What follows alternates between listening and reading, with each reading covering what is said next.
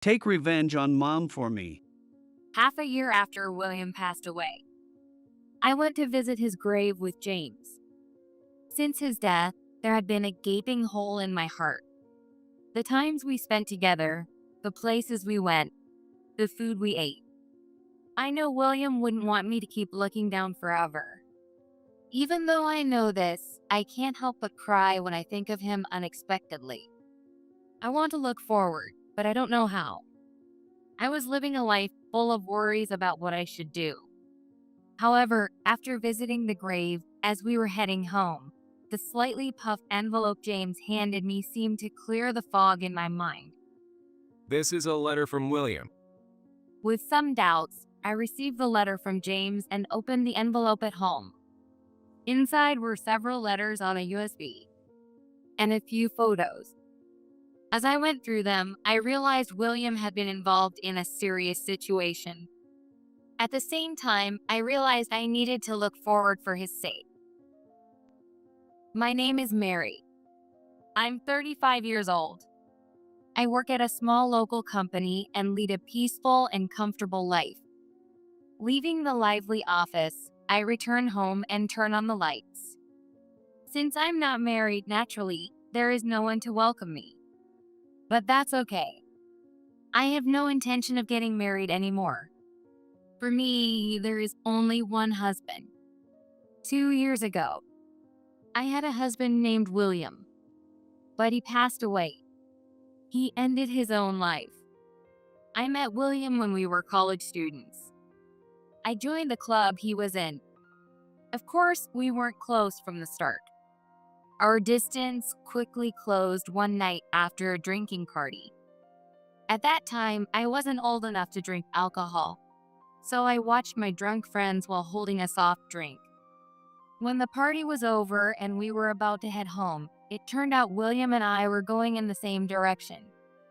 I'm heading home too. If you like, I can walk you home. Really? Are you sure? Yeah. I'm worried about a girl walking alone. Thank you so much. Despite hardly talking before, William was concerned about me. Feeling his kindness, I was embarrassingly flustered. The night silence enveloped us, and the sound of our footsteps was the only thing I could hear. I was excited by the atmosphere only this time of night could bring, but I also felt a bit awkward. There was no conversation at all. We hadn't really talked much before, so it was natural, but I still felt it was awkward. However, it was William who dispelled this awkwardness. Ah. Sorry about today. What? You know, the guys who drank too much were causing a ruckus. It must have been tough getting tangled up with them. Oh no. It was fine. William apologized while scratching his head. I was just thinking how fun everyone seemed. I can't wait until I'm old enough to drink too.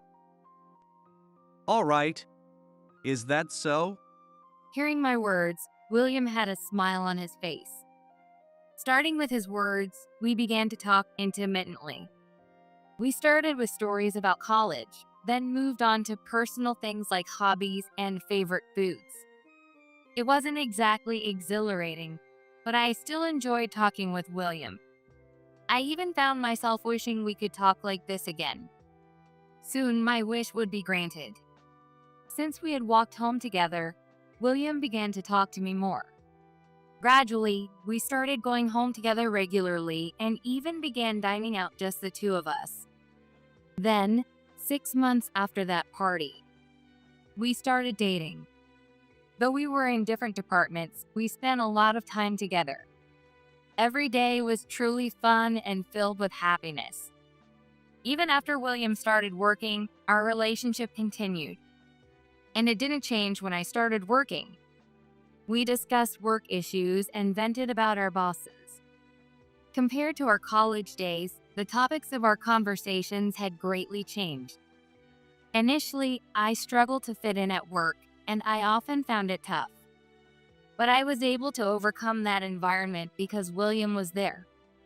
I was truly happy to be dating such a wonderful man. And I often thought about how nice it would be to marry William someday. It seems he was thinking the same thing. About 8 years into our relationship, William proposed. I will definitely make you happy. William looked me in the eyes and conveyed his feelings. Naturally, I had no reason to refuse. I'm glad to be with you. And so we got married. Finally, I was able to become William's wife. I remember feeling so happy it was almost like a dream. Our closeness didn't change even after we got married. It was very comfortable, and I couldn't help but feel happy to be married to him. But it's true that a new life had begun. Getting used to living together wasn't easy, and we both had our struggles. At such times, it was my mother-in-law, Emily, who helped us. Emily, like William, was very kind. I heard that her husband had passed away, but he must have been as kind as William and Emily. Are you okay? Is there anything troubling you? Actually, sometimes we'd talk over the phone, and since she lived nearby, she would come over to visit. She kindly taught me how to cook and shared life hacks. Often, we would have meals together with Emily. There wasn't a fixed day or time, but she probably considered that I'd be coming home from work on weekday nights. I'll take care of everything, Mary. You can just rest. But I can't just leave everything to you, Emily. It's fine. You must be tired from work, right? Don't worry about me. Okay? Oh, thank you. At first, I felt I relied too much on Emily and often felt guilty. However, as I spent more time with her, I began to feel that she also enjoyed interacting with us. From then on, I was able to interact with Emily without feeling tense. At that moment, it felt like all the tension I had been feeling since I started interacting with Emily suddenly disappeared. My only child is William, you know. So it's fun for me to talk with someone his age like you. Emily treats me like her own daughter. On my days off, it's not uncommon for Emily and me to go shopping together. At home, we often brew our favorite teas and chat about this and that. Being far from my parents and unable to see them often, I was happy that Emily paid attention to me. However, such a peaceful life quickly crumbled. The trigger was when Emily opened a cafe. She had mentioned wanting to open a cafe before, so I wasn't particularly surprised. However, I was surprised when William said he wanted to quit his job to help Emily, but I sincerely wished him the best and agreed. I decided to support our household until William's income stabilized. Perhaps because there were no competitors, Emily's cafe seemed to take off faster than expected. People are coming in more than I thought. Mom seems happy about it. That's great. Are there any regulars? Yeah, there are a few. That's good to hear. I've had some of her trial dishes, and they were really delicious. I can see why you have regulars. Hearing my words, William shyly smiled. After that, Emily's cafe continued without a break in customers. They even got featured in a magazine, and it seems the number of customers is only increasing. It's nice that so many people come, and it's not too busy, but it's still tough managing just the two of us. William laughed a bit troubled, but his smile conveyed how happy he was that the shop was thriving. I was glad things seemed to be going well, but a year after the shop opened, I began to notice William sighing more often. I wondered if I should just leave him be, but the frequent sighs were too concerning to ignore. Trying to be tactful, I decided to ask William about it. Lately, are you okay? Okay. What do you mean? Well, I've noticed you've been sighing a lot lately. I wondered if you might be having some troubles. It's okay if you don't want to talk about it. Oh, I didn't realize I was doing that.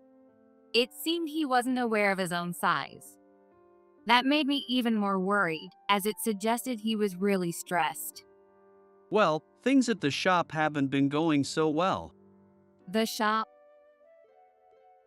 Apparently, a similar concept cafe had opened nearby, and it was quite trendy and stylish. Customers who used to come are now going to the new shop, and the foot traffic has been dwindling. It's not like there's any problem with the management yet, but it's getting worrying, or maybe tougher. Mom is worried too, she always looks sad. That's tough. I knew a new shop had opened but didn't know about the concept. I only ever planned to go to Emily's place. I wasn't interested in the other. Yeah, William held his head and sighed deeply again. Although I wanted to help after hearing his concerns, there wasn't much I could do. The only things I could do for the shop were to visit myself and promote it to others. It's indirect, and I'm not sure if it will be effective. When I went to the shop after talking to him, Emily's expression was as cloudy as he said. There were fewer customers than before, and it was clear why. Ah, Mary. William told you everything, didn't he? Yes. I'm trying to figure out what to do. I mean, I'm promoting the place to people around me. Oh, thank you. Emily smiled weakly behind the counter and looked down at her cup. If the decline in customers continues, if the shop goes under, I couldn't help but imagine the worst and felt gloomy. While drinking coffee, I pondered if there was anything else I could do. However, my worries ended up being unnecessary. A month after hearing William's concerns, incredibly, the new store that had opened closed down. As a result, Emily's cafe regained its liveliness. That store closed, huh? I was surprised. That's right. I was surprised too. Emily responded with a pleased smile to my words. However, I felt something off about her reaction. It was as if she knew the store was going to close. If she knew it would close. But I couldn't just ask her. I thought it must be just my imagination and continued the conversation with Emily. William, who was listening to our conversation, also spoke up. it's nice to have people coming back, isn't it? Yes. It would be great if it stayed like before. No, even more people came. Emily's words made William nod in agreement. The closed store must have had its own circumstances. Thinking this, I hoped even more that Emily's cafe would thrive further. But following this incident, strange things started happening around the shop. Other stores started going out of business, except for Emily's. At least 3 had closed within a month. All the closed shops were cafes similar to Emily's. Have you noticed that a lot of shops around here have been closing recently? When I visited Emily's cafe again, I casually brought it up. That's right. I wonder why. But all their customers are coming to us, so it might be a relief. I thought Emily would find the rapid closures suspicious, but she didn't seem to. Although she expressed surprise in her words, her expression and tone made me feel like she might know something. Didn't you have any interaction with the other shops? There was some interaction, but I really didn't know. It's really surprising, isn't it? Emily seemed pleased that the other stores had closed. However, I couldn't understand her feelings. In such a situation, I think I would feel more scared than happy. It's unusual for 3 shops to close within a month. What is happening around here? I couldn't think of any reason, and pondering it didn't help uncover anything. I also noticed something else unusual around me. It was about William. Despite the cafe's increasing foot traffic, he wasn't smiling. Just like before, he was sighing and looked gloomy. It's William. Considering the shop's situation, he shouldn't look like that. Could there be some other trouble bothering him? Just like before, I tried to carefully probe the nature of William's troubles. What's been going on lately? You looked down. Oh, really? Yes. Was he so pressured that he hadn't even realized it himself? I peered into William's face and waited for his words. However, William didn't seem inclined to share anything. William averted his gaze and awkwardly touched his nose. No, it's nothing. Really? Are you sure you're okay? Yeah. I'm really fine. Please don't worry about me. I don't want you to ask about it, really, anything at all. William sighed deeply again and walked away from me. It was clear he was troubled. But since he didn't want to talk about it, I couldn't force it out of him. It would be best if he chose to talk when he was ready. If he continued to not want to talk, I would respect that. However, my thoughts were wrong. An event occurred that made me regret I should have forced the conversation at that time. 6 months after the other shops closed down one after another, William had passed away. It wasn't due to illness or an accident. He had taken his own life. Indeed, it seemed he had been troubled. But I never imagined it would come to this. It was all too sudden, and I couldn't grasp what had happened. Before I knew it, everything moved forward, and William was cremated. What should I do now? How should I, having lost the person I loved most? No matter how much I thought about it, I couldn't imagine a future without him. Emily felt the same way. I can't believe it.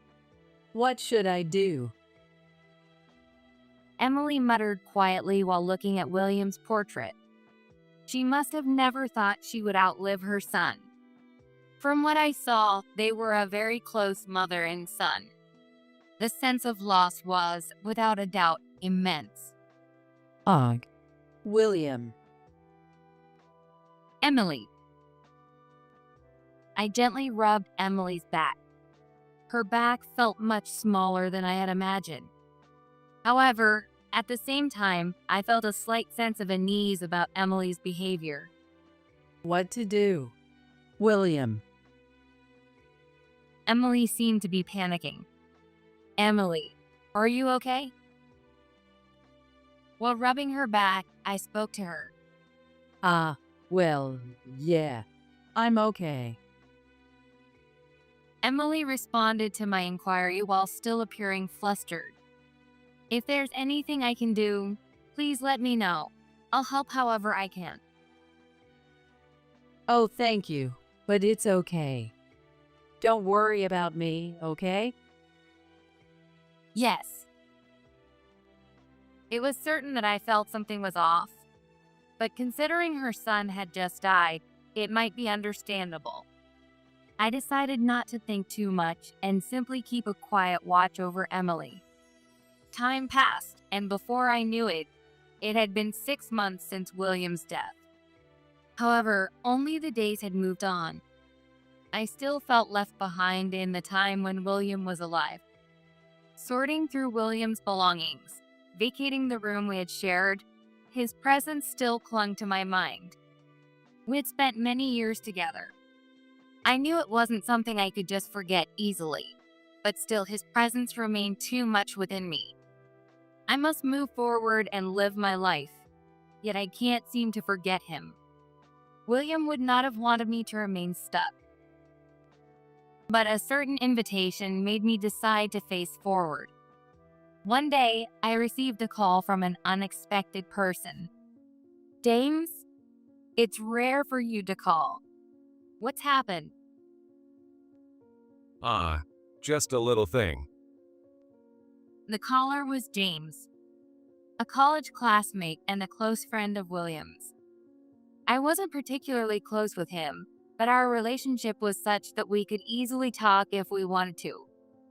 James had attended William's funeral, and our recent conversation was still fresh in my memory. Do you want to visit William's grave? There's something I want to tell you. A visit to the grave? I'm fine with it, but is your wife okay with that? Yeah, that's not a problem. He must intend to go to the grave, just the two of us, given he has something to tell me.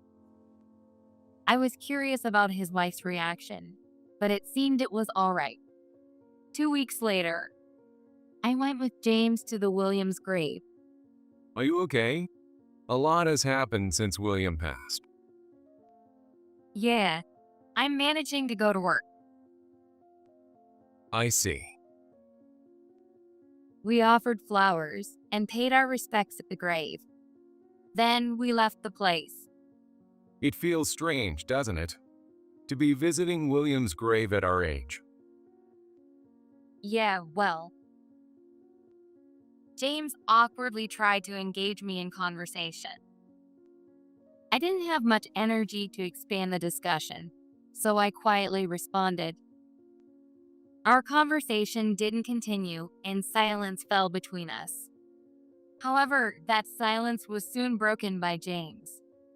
You know, what I wanted to tell you today is, In the heavy atmosphere, James handed me a slightly bulging envelope. A letter? yeah, a letter from William. This is what I wanted to tell you, or rather, something I wanted to give you. I couldn't believe that William had entrusted a letter to James. I took the letter and stared at the envelope. After William died, this letter was sent to my house. I think William had sent it out in advance. In advance. In the letter, it was written that half a year after he's gone, this should be passed to Mary. Why he left this letter for me in this manner? Why after half a year? My head was filled with questions. There should be a paper inside the envelope detailing William's thoughts. Can I look inside? I asked James, but he shook his head. Not here. Not here? After looking around, he whispered to me. Do it at home. Make sure no one finds out, especially not William's mother. Why? It's written in William's letter. I don't know what's written, but I'm counting on you. James's uneasy expression suddenly changed, and he looked at me squarely. Understood. I gave a small reply and carefully tucked the envelope into my bag. After parting with James, I hurried home. Once inside, I opened the envelope that James had given me. What had William left behind? If it's something Emily shouldn't notice, it might not be something pleasant. My hands trembled with nervousness and anxiety. Inside the envelope, there was a USB, several photographs, and many pages of letter paper. I decided to read the letter first. I dropped my gaze to the thick stack of letter paper. Take revenge on Mom for me. The sentence written prominently at the beginning made my spine chill. As I continued reading the letter, it contained shocking details about Emily. This can't be. It was too shocking, and I couldn't believe it all at once. That's right, the photos. I quickly checked the enclosed photos and the USB. Could it be really? My mind went blank, unable to think or understand what had happened, and not wanting to understand. But I couldn't keep running away. I picked up the letter again and continued reading. No matter how much I read, the content didn't change. My hands trembled more and more. Emily was with the mafia? What William had left behind was information that Emily had colluded with the mafia for the sake of her shop, and the USB and photos were the evidence. Emily began relying on the mafia when a new shop started taking her customers. The reason the shops were shutting down one after another was that the mafia was acting on Emily's requests. The first contact between Emily and the mafia was around the time she started her shop. The mafia had come to the shop demanding protection money, but Emily had apparently chased them away. However, when a new shop opened, the mafia came again, demanding protection money instead of putting the rival shop out of business. After much deliberation, Emily agreed to pay in exchange for putting the rival shop out of business. From there, Emily's relationship with the mafia deepened. All this was written in the letter that William left behind. William had witnessed the dealings between Emily and the mafia up close. In fact, he had been a party to it himself. At the end of the letter, it was written, I can't bear it anymore. I'm truly sorry. William probably made the decision to end his life because he couldn't bear the situation he was in. It certainly wasn't something he could easily discuss with anyone. Now I understand why he told me not to worry about him. William. But now that I knew everything, I thought perhaps I should have forced him to talk. I was filled with a sense of futility. Thinking of William brought tears to my eyes. Yet, I can't just stop here. As William said, I must take revenge on Emily. I must avenge his regrets. I clenched the letter from William and vowed to take revenge on Emily. Emily, I came to see you again today. Welcome, Mary. Even after William's death, I continued to frequent Emily's cafe. That didn't change even after reading his letter. But it's certain that my view of Emily had changed. The unease I felt when the surrounding stores closed and at the funeral felt justified after knowing everything. Would you like the usual cake set today? Yes, that would be great. I'll leave the choice of cake to you. Emily smiled kindly before efficiently starting to prepare the cake set. The cafe seemed calmer than before. After William passed away, Emily had reduced the operating hours but kept the cafe open. I wish I could have helped, but with my job, that wasn't possible. All I could do was visit Emily, who was managing on her own. But now things were different. Emily, would you let me help out at the shop? I always thought it looked tough. Even though it was a bit of a stretch, I felt compelled to see Emily's other side, so I offered to help. That's kind of you. But aren't you tired, Mary? No. Please don't worry about me. Initially hesitant, Emily seemed moved by my insistence and said, Then, could I take you up on that offer? If you're helping, maybe I could extend the hours a little. That sounds great. I'll do my best. I didn't want to believe what William had said.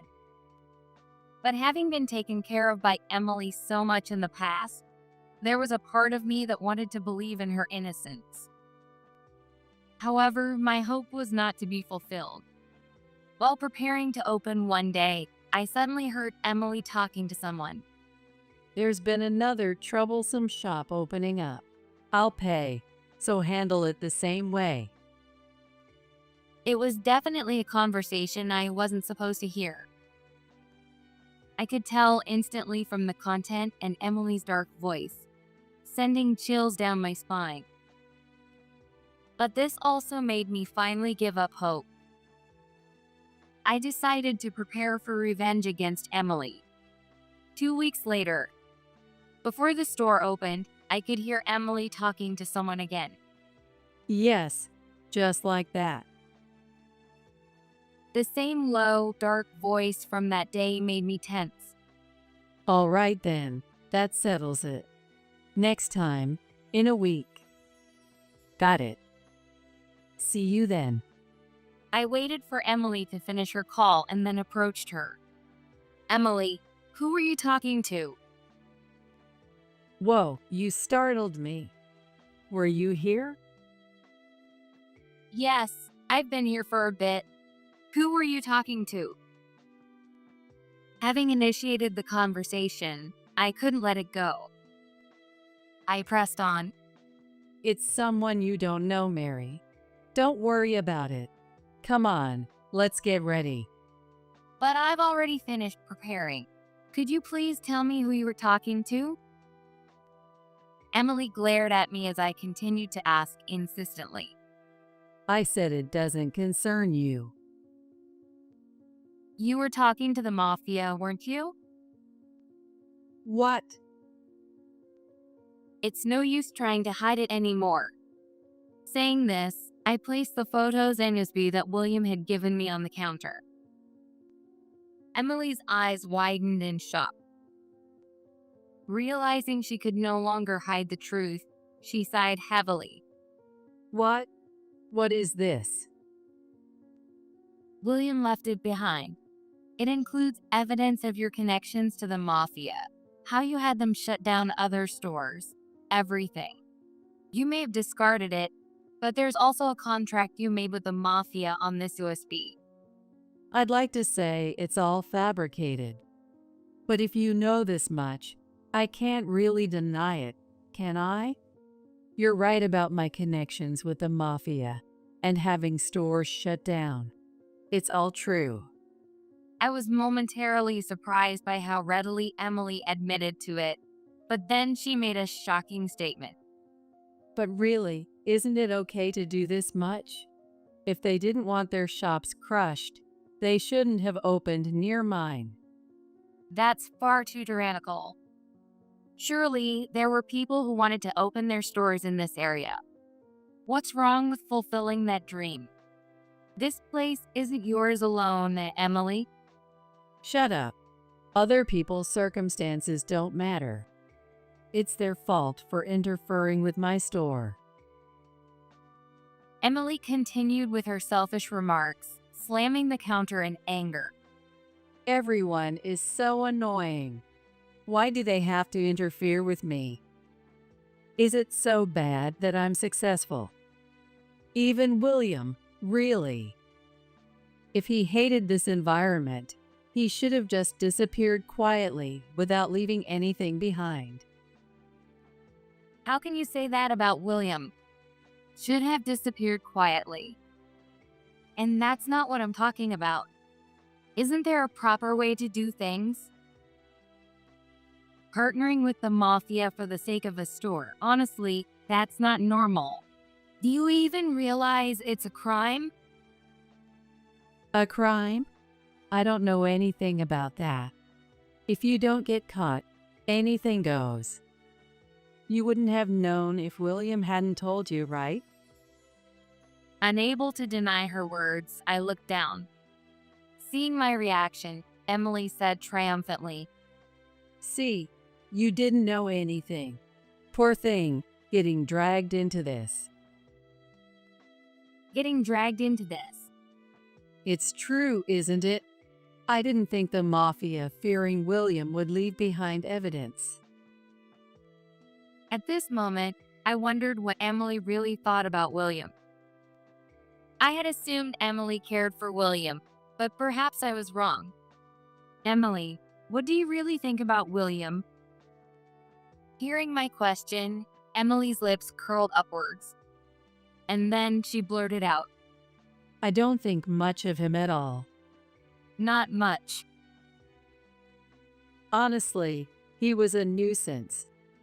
What? Stunned by her response, I stood aghast. Emily continued, seemingly enjoying telling the story. I thought of getting the mafia's help for the sake of the store, but he resisted.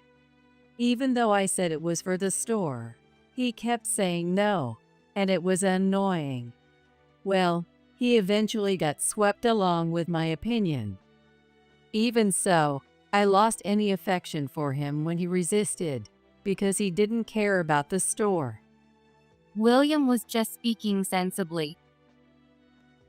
If he was my son, he should have understood my feelings. I don't care about being sensible. A child should just silently listen to their parents. Emily smirked wickedly, dismissing the idea. Still, she seems unaware of what she has done or why William resisted.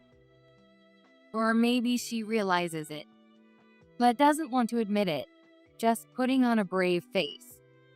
But whatever the reason, her selfish and wrongful actions are clear. Emily, how did you feel when William died? Didn't you think it might be your fault? Why would I think that? Once someone is gone, there's nothing that can be done. Didn't your actions push William to the edge? His letter said he couldn't bear it anymore. You forced him to involve with the mafia and burdened him with secrets. All these things piled up until he couldn't bear it anymore. Stop it. What? Playing detective? Don't make me laugh. It seems I hit the mark. Emily cut me off, yelling, and then she turned her gaze towards these proofs on the counter. And really, is it okay to leave these proofs here? Just some pieces of paper. Emily grabbed the photos on the counter, tearing them to shreds. Hey, And I might as well break the USB, right? I tried to grab the remaining USB, but Emily slapped my hand away. Ouch. Don't touch that. Then, Emily grabbed the USB and threw it into a tub filled with water. What are you doing? Now, all the evidence is gone, right? And since you know everything, doesn't that make you the same as me?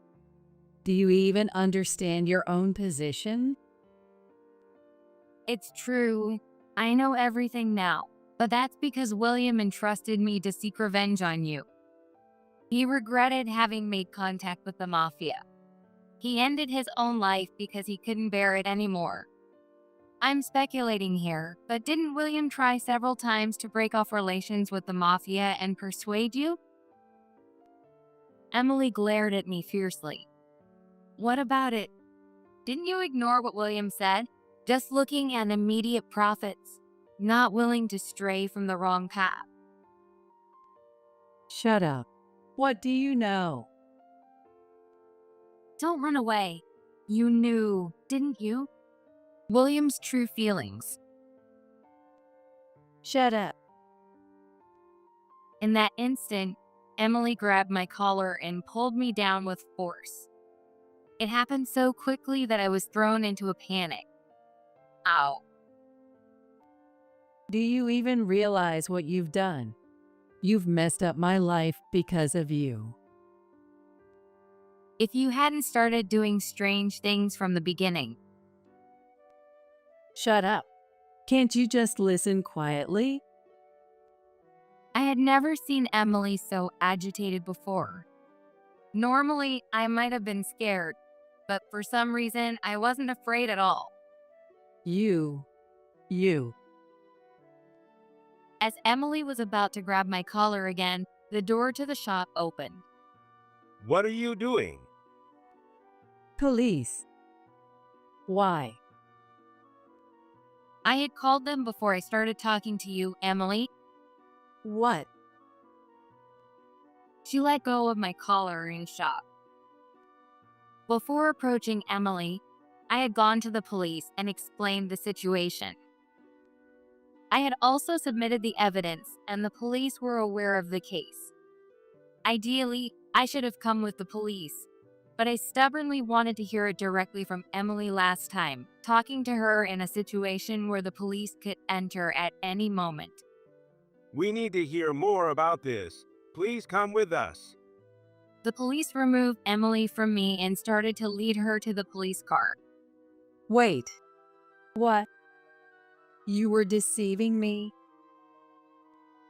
What do you mean by deceiving? That you had called the police. That's not an answer.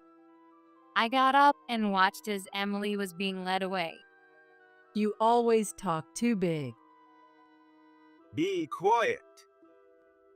She was scolded by the police and started walking towards the police car again. Emily's back seemed the smallest I had ever seen it. Was this the revenge William wanted? I honestly don't know.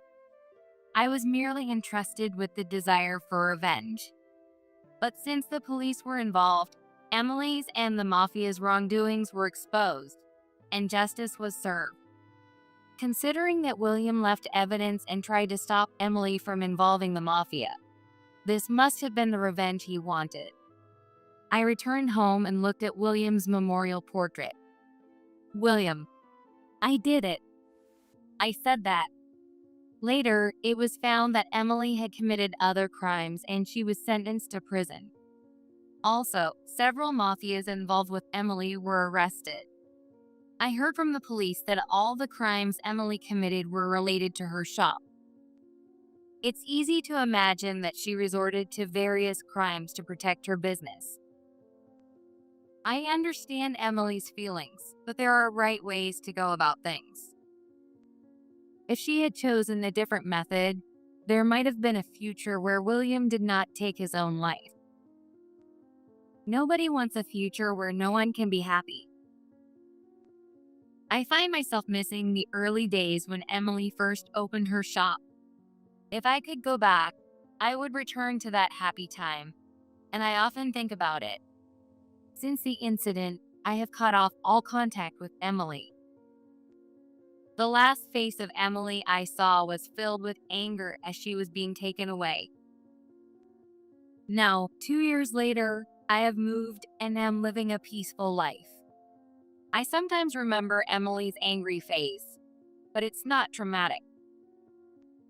However, it was frightening, and I definitely don't want to experience anything like that again. After everything settled, I called James to thank him. He himself seemed to have been worried about me and had been living a restless life. If William hadn't passed the letter to James, if James hadn't upheld William's wishes, I wonder what kind of future would have awaited me. I hope I can continue to live this peaceful life. That is what I most desire now. As I think this, I hope he watches over me, and I look towards William's memorial portrait. Grandma, can you listen for a second? I heard this weird noise coming from the storage room. When my granddaughter, Karen, told me this, I headed towards the room that was supposed to be the workshop. Suddenly, I heard voices there. It was my husband, Tom, and our eldest son's wife, Rachel. Thank you, Tom. Ethan is so stingy as he never buys me even a single piece of jewelry.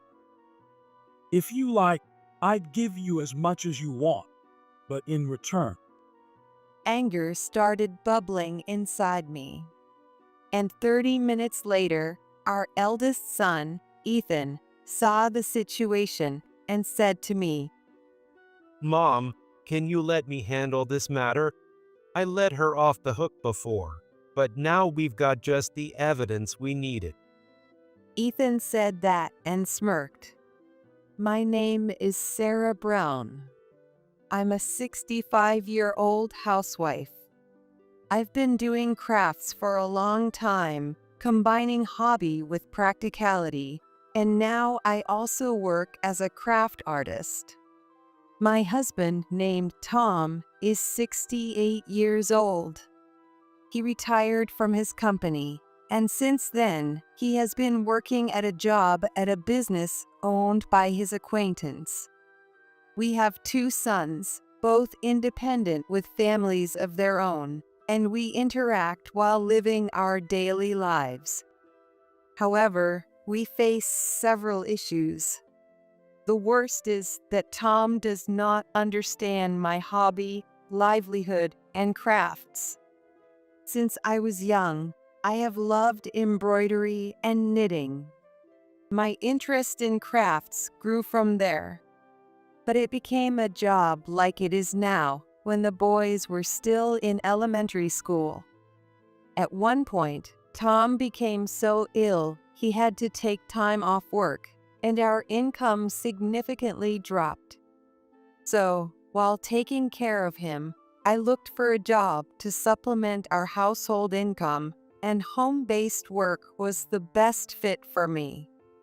I have always enjoyed meticulous tasks and can't stop focusing on the job once I start, so I quickly improved.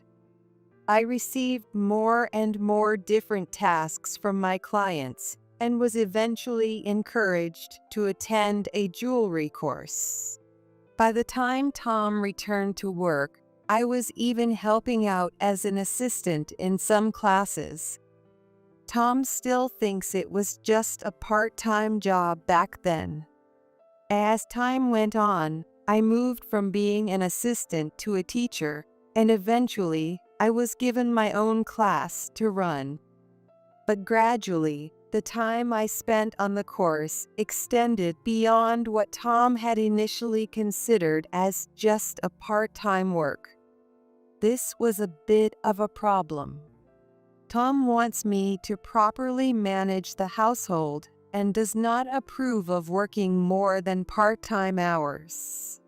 At that time, Tom had safely returned to work and our life stabilized, so I decided to become a craft artist working from home. It was also around this time that online marketing and sales systems began to improve. Initially, I used a blog and later a photo-centric social media to showcase my works. Eventually, I became quite well known in the craft circle. But Tom can't seem to grasp that. In his eyes, I am like someone who quit a part-time job and now just happily plays around at home.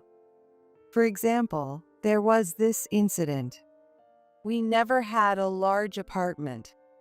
When our two sons were around, I didn't have my own room. After they went off to college, Tom claimed their rooms for his study, and I was left with just the kitchen for my crafts, as when I was doing home-based jobs. The kitchen table was just about the right size. But when Tom found out, his reaction was awful. He angrily threw the delicate jewelry parts I had spread out to dry on the table onto the floor. I hurriedly picked them up, but the parts were scattered, and I had to start over. That time, I explained the situation to the customer and managed to get an extension on the delivery date. But since then, I've become very sensitive to Tom's return times from work. All this while, I have been frustrated. Why do I have to sneak around to work? This resentment has always smoldered within me. Eventually, as our two sons married, there was nothing much left between us as a married couple, just the continuation of our separate daily lives. I continue my work while Tom is away, making sure not to leave any trace of it, and keep the house perfectly, pretending to be a full-time housewife. Tom has no interest in the household finances, so he doesn't know that I make a decent income. He's never even managed to file his own taxes properly on his own, and he has no interest in our household savings either. So, to him, I must have always looked like a stay-at-home housewife, like a parasite who just spends money on a hobby. Eventually, time passed, and Tom retired from the company he had been with for so long. He quickly found a job through an acquaintance that he could commute to daily. The salary was nowhere near what it was before his retirement. He still probably wanted to avoid seeing me every day. That's when Ethan suddenly came over with his wife, Rachel, and brought up something new.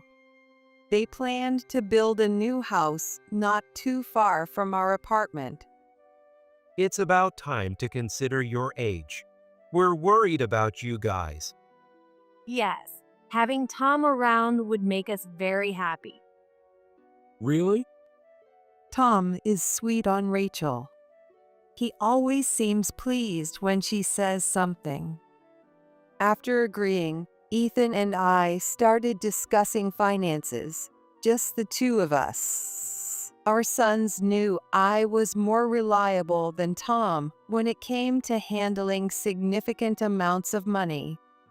Both Ethan and our younger son, Harry, had always wondered how they managed to attend private colleges without scholarships. After they started working and understood the value of money, they asked me one day how much savings we had, what their education had cost, and where the money had come from. So I told them, "Keep it a secret from your dad." I revealed what I had been doing. Most of their tuition fees came from me. Both of them were amazed. I'm grateful for that. Probably because of this, even after Tom and Harry got married, they frequently visited us, especially Ethan's daughter, Karen, who loves beautiful things and always looked at my creations with awe. But tell me something you like, and I can get it for you. When I say that, Karen responds, Mom wouldn't like it. She just shakes her head. Rachel was somewhat tricky for me. She's not bad on the outside. But from what Karen says, there's something untrustworthy about her. My name could have been way more unusual than it is now. Karen sighed. For a daughter in the upper grades of elementary school, the sense of this name was likely a shock. Mom likes sparkly, detailed jewelry too. If I brought some home, she'd claim she looks better in it and take it from me. It was hard to believe, but Karen continued. And she's absolutely clumsy, so it's clear she'd break it. That's why I can't even buy sparkly things, even if these are for everyday use items. What an ungraceful act for an adult towards a child who loves cute, sparkly things. It's hard to confront Rachel, as she usually shows a decent face to me and hardly slips up. But she's always too comfortable around Tom. I don't know her motives, but when she comes over, she flatters Tom and satisfies his vanity. It was during such times that Ethan brought up building a new home. And then Ethan said something that made me happy. Mom, you've been through a lot because of me. So in the new house, I'm planning to prepare a room for your workshop. How about that? Really? Are you sure? Yeah, it's close by, so you can come over whenever you like. I was genuinely happy to hear Ethan's words. It could be said that my passion, which I had pursued secretly, was finally recognized by my son. Of course, I was somewhat recognized socially, but not being acknowledged by my closest family, and this was tough emotionally. When the house was finished and Ethan's family was almost settled in, I tried to move my tools and materials to the workshop. But when I got there, I found the room already filled with stacks of cardboard boxes. What was going on? I decided to ask Rachel. Rachel, wasn't that room meant for me by Ethan? She looked at me as if it was trivial and said, Well, Sarah, we still need a lot of things. It's not odd to have a storage room, right? But this was specifically designed for me by Ethan from the planning stage. Didn't you know about that? I knew, but he would never complain about what I say. Leaving behind a baseless parting shot, Rachel also said, We still have a lot of unpacking to do. she added, and then left. I stood frozen at the entrance to what was supposed to be my workshop, and I was stunned. Boxes were piled up near the entrance as if they were blocking me out. Eventually, the cleanup was done, and a garden party to celebrate the new house began. The attendees were Ethan's family, who owned the house, us and Harry's family, and Ethan's friends. I wanted to talk to Ethan about the workshop, but I never found the right moment. Even at this party, Tom and Rachel ignored me and never broached the subject about my workshop. Rachel was supposed to prepare the garden party food. However, Tom said to me, "Why don't you help out?" So I ended up doing most of the cooking. I couldn't join the party and just kept cooking and serving. Rachel has guests to entertain. You can only cook and better not get in the way. That was only thing Tom said to me. All I did was silently cook and serve, over and over. In the midst of this, Karen came to the kitchen. Seeing her with such a complex expression, I asked, "What's wrong?" Grandma, can you listen for a second? I bent down to match Karen. Well, there's a weird noise coming from the storage room. A weird noise from the storage? The place Mom calls the storage. I see. The room was supposed to be my workshop. But everyone is outside for the party today. What could it be? It's kind of scary. My granddaughter has a sensitive side and often fears the dark and deserted places. Okay, let's quietly go check it out together. Karen nodded in agreement. And so we headed to the room that was supposed to be my workshop. Sure enough, we heard a clattering sound. I slowly opened the door. Hidden behind a mountain of boxes, I couldn't see what was inside. Then suddenly, a voice was heard. Yeah, it's kind of like a hideout now, isn't it? Tom's voice. Right? Don't you think I'm smart, Tom? Yeah, you are much smarter than me. His voice was so doting. Something I hadn't heard in a long time. So, Tom, what about that thing I asked for before? Yes, this one. There was a sound of something being fetched. Thank you, Tom. I've always wanted something like this. Ethan is such a miser, never buys me even a single piece of jewelry. If you like, I'd give you as much as you want. But in return, I couldn't let the child hear what was next. I quickly took Karen outside. Hey, Grandma. That was Mom and Grandpa there just now, right? She had heard that. I instinctively touched my forehead. Grandma, don't worry about it. Grandpa has sometimes given Mom gifts just for her. Wait, what about you, Karen? Karen just shook her head. Grandma, Grandpa usually comes over when I'm not around. Only when Mom is here. That's why Grandpa was so happy about this house being built. I sighed and hugged Karen. How can they make Karen realize this complicated situation? Then an idea came to me. Hey, where is Dad now? At the party. Outside, right? Could you go get him? Tell him to come here quietly? Karen seemed to understand and quickly went to call Ethan. After all, he was the guest of honor today. It might not be easy for him to slip away. About 30 minutes later, Ethan came, peeking into the room from behind the cardboard boxes. The conversation and atmosphere inside clearly suggested flirtation. But it seemed like Tom was the more forward one, while Rachel appeared somewhat passive.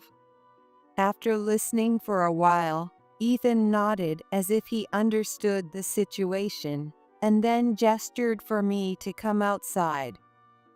Mom, can you let me handle this for a while? For a while? What do you mean? Well, I've had my suspicions about Rachel for some time now. Had he noticed something before? I let her slide before because I didn't have any concrete evidence. But I'm sorry, but I will need to use the room you made for such things. I'll just use it for a bit. Ethan said that and smirked. And then, one day, 3 months after that party, Why would you know? I can't accept this. just as Tom and I were about to open the door, we heard Rachel's shrill voice. What's going on? I'll go check. Yes, go ahead. As I said this, the corners of my lips might have lifted slightly.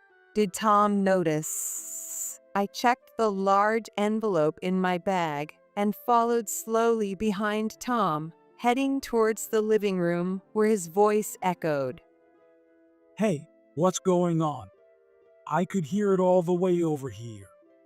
Tom, listen. He just suddenly said he wants a divorce. What? Ethan, what are you talking about all of a sudden? Then Ethan scoffed. It's not sudden at all. Rachel has been cheating for a long time. No, that's a lie. Rachel was clearly flustered. Rachel was supposed to prepare the garden party food. What? You've been doing this behind my back? You've doubted me all this time? Yeah, I guess. There are various things about you. But why are you so surprised by this, Dad? Ethan glanced at Tom. Well, it's about your important wife after all. Just because she's my wife, it doesn't mean you normally meet her alone in a closed room like this, right? Startled, Tom let out a gasp and looked at Ethan. His expressionless face strongly conveyed the serious Ethan's anger. What do you mean by evidence? And now, why say this here? Karen is here too. Rachel brought up Karen's name as if it were an afterthought. I want Karen to hear this too. She's long known that your behavior was off. What, Karen? You doubted me? It's not about suspicion. It's obvious, Mom. Karen, who would be a 6th grader this spring, said this and glared at her mother, Rachel, with all the purity of adolescence. Mom, you've always been taking gifts from Grandpa when it's just you and him. That was just because it happened to be there. Nothing more than that. How can you say I was begging? It's terrible to hear. What's wrong with being happy to receive something? That's news to me. I joined in the conversation. Hey, Sarah, I didn't call you over. You may not have called me, but I have something to say to you. I pulled out a green paper from the envelope. I thrust this signed divorce form at Tom. What's this now? What kind of joke is this? This is no joke. This represents all the feelings I've accumulated towards you. My voice was unusually calm. Perhaps Tom got mad and shouted at me. I won't allow this. You don't have to allow it. I've already consulted a lawyer with Ethan, and I'm well aware of how you've been making eyes at Rachel. You used that room as a hideout, didn't you? I signaled to Ethan. Ethan quickly took out his phone and made a call. Then soon, the doorbell rang. Is it okay to come in now? It was Harry's voice. Karen swiftly slipped away to open the door. Chloe, come in. Great timing, Karen. We're coming in. It was the voice of Harry's wife, Melissa. And one more person. There was a man in a suit. This was the lawyer Ethan and I had hired. What? Why are you all here too? Tom was visibly shocked. Well, about this house. Harry, let me explain. Actually, I've been thinking of transferring half of this house to Harry and Melissa. What? Rachel's voice flipped. Right. When my brother told me, I was surprised. But if you and Rachel are getting a divorce, it makes sense. We have not decided yet. That's only what you think. Ethan firmly addressed Rachel. That's right, Rachel. We have various pieces of evidence of your affair. Various evidence. Tom was quick to react. Well, seeing is believing at times like this. The lawyer opened his laptop and showed the screen to everyone. A list of video files was displayed. Let's start with the most recent one. The video began to play. It was a familiar spot. Yes, it was my workshop that had been turned into a storage room. The place Tom had called a hideout. But in the video, a man I had never seen before was moving around freely. Rachel, what is this? I don't know, I didn't. This is a trap to frame me. Well, it was indeed a trap. Rachel, you had no idea there were cameras in that room. Cameras. Yes, these are the cameras in the room where you called a hideout. You piled up items at the entrance so that anyone entering wouldn't be immediately seen. Then you placed a couch in the empty space inside and used a door that directly leads outside to let someone in. So who exactly is this person? When the lawyer asked, Rachel vigorously shook her head, denying any knowledge. Well, that's enough. But we've already done our research. What are you talking about? Look at this person. The lawyer switched the video. And this person, they're all different, right? The lawyer switched the videos, one after another, recorded by a camera mounted on the fence. As the lawyer mentioned, this north-facing room had a door that opened directly outside. Originally designed as an entrance for materials, it appears Rachel had been using it to let men in and out. So? Ethan prompted for more. Every time the person is different because she met them online. What? In front of the children. Mom, that's disgraceful. Don't use me as an excuse. At that moment, Karen interrupted Rachel's words and exclaimed, This was supposed to be Grandma's workshop, right? Why were you using it for this? A workshop? You mean you were still dabbling in that nonsense? Tom was seemingly irritated that he was unaware of the room's use and suddenly raised his voice at me. It's rude to call it nonsense, Tom. Melissa, Harry's wife, then stepped forward. What? Melissa, what do you know? I know very well because I've been a fan of Sarah since she was teaching me. What? A teacher? A fan? Tom looked at Melissa, puzzled. Yes, Melissa was one of my students when I was teaching handicrafts. She was always keen in class, bombarding me with questions after lessons.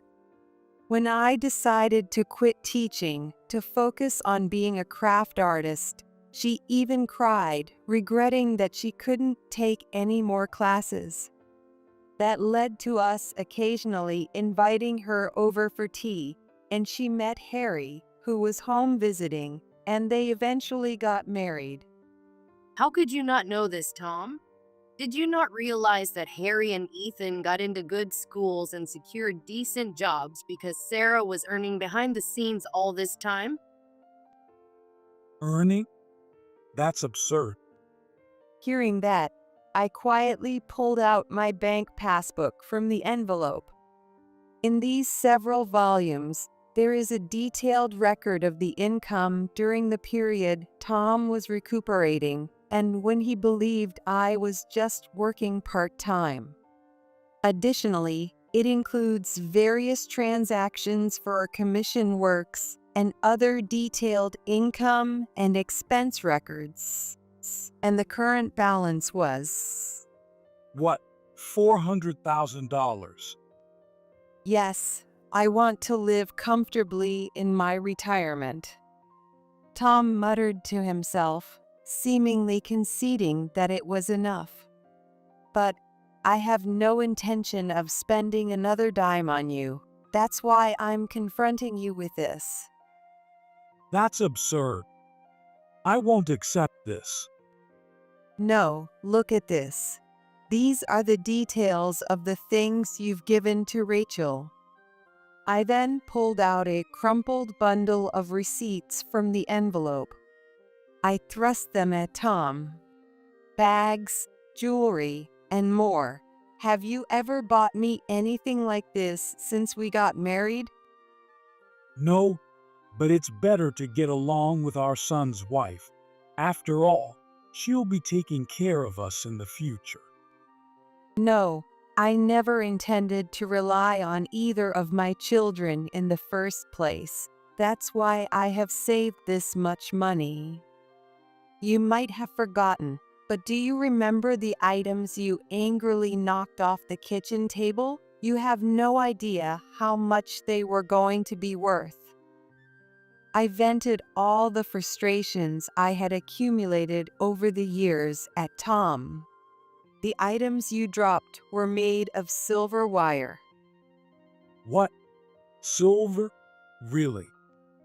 Tom looked at me incredulously. They were small, but there were gems in those parts. I was officially commissioned to assemble them, yet you. It's because you never said. I told you from the start it was my job, I asserted firmly. But that was just a part-time job. I became a teacher from a part-timer.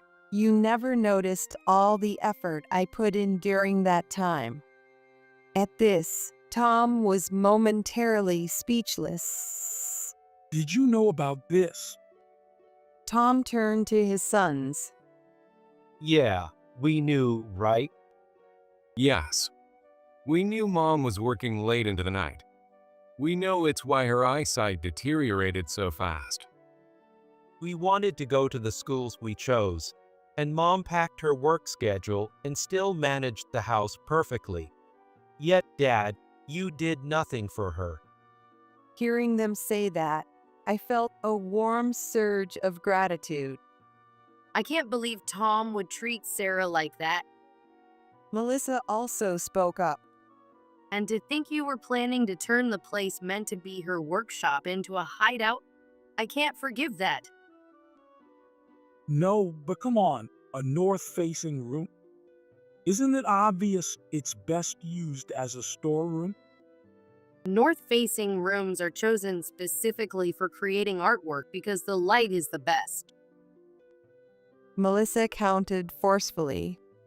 The back entrance was made to facilitate the easy transportation of materials, yet you wouldn't even listen when I tried to explain. No way. I never imagined such things could be worth so much. Tom, please look at this. Melissa then showed everyone a certain SNS account on her smartphone. This person, Rachel gasped in surprise. a famous influencer. Yes, that's right. Rachel, you loved her, didn't you? This jewelry was made by Sarah. It's popular. Rachel was speechless with surprise. And I found this too. Melissa showed everyone Rachel's account. Who were you dining with here?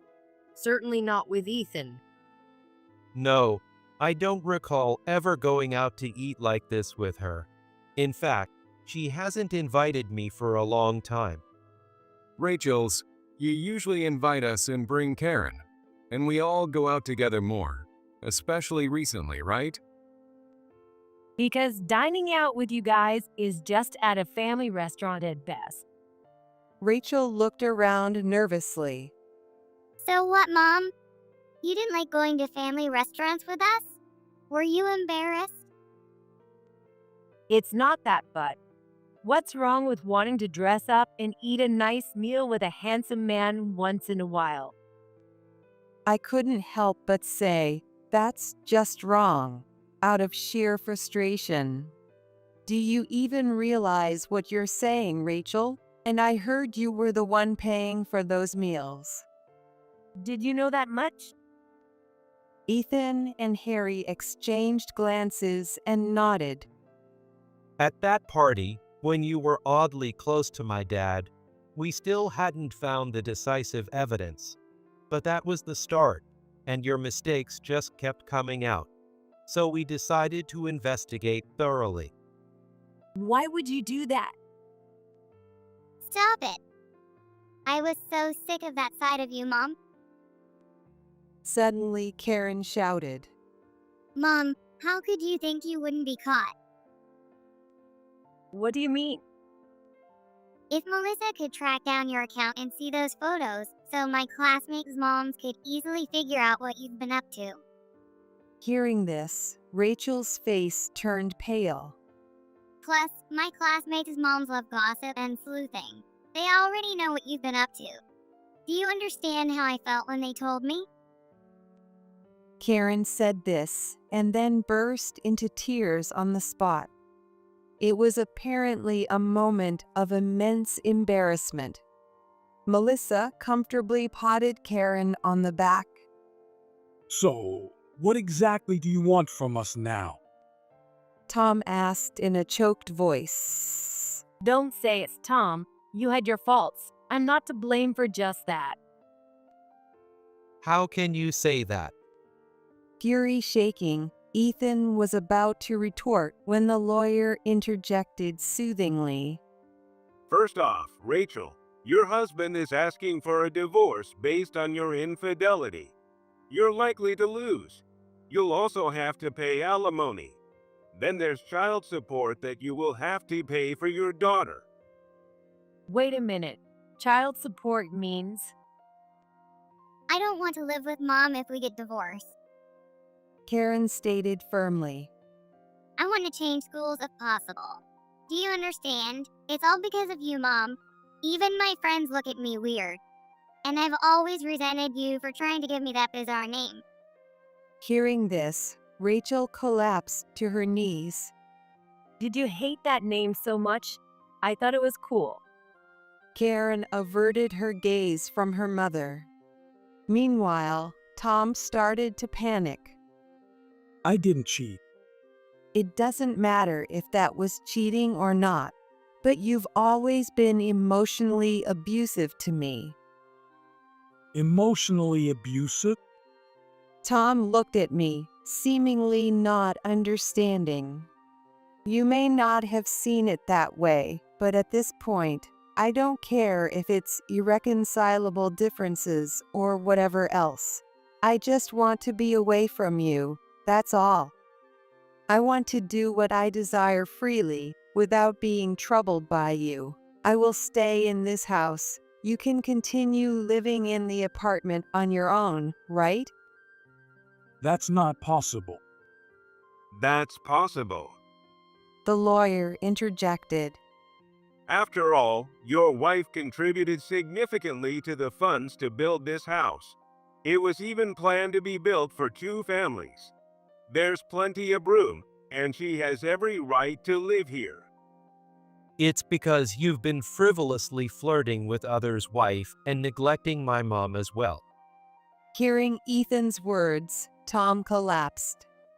Later, Ethan and I got a divorce, and Rachel ended up working desperately to pay alimony and child support, living in a cheap apartment and seeing Karen once a month. Tom finally learned to manage his finances and realized how careless he had been with money all these years. There was no consolation money from Tom due to the circumstances, and with no division of property, his bank account felt pitiful compared to what he saw in my account. He ended up moving to a cheaper apartment. Well, what goes around comes around. Auntie and Grandma, good morning. Breakfast is ready. Yay, it looks delicious again today. Since then, Ethan, Karen, and I moved into a new home where Harry and his wife also relocated.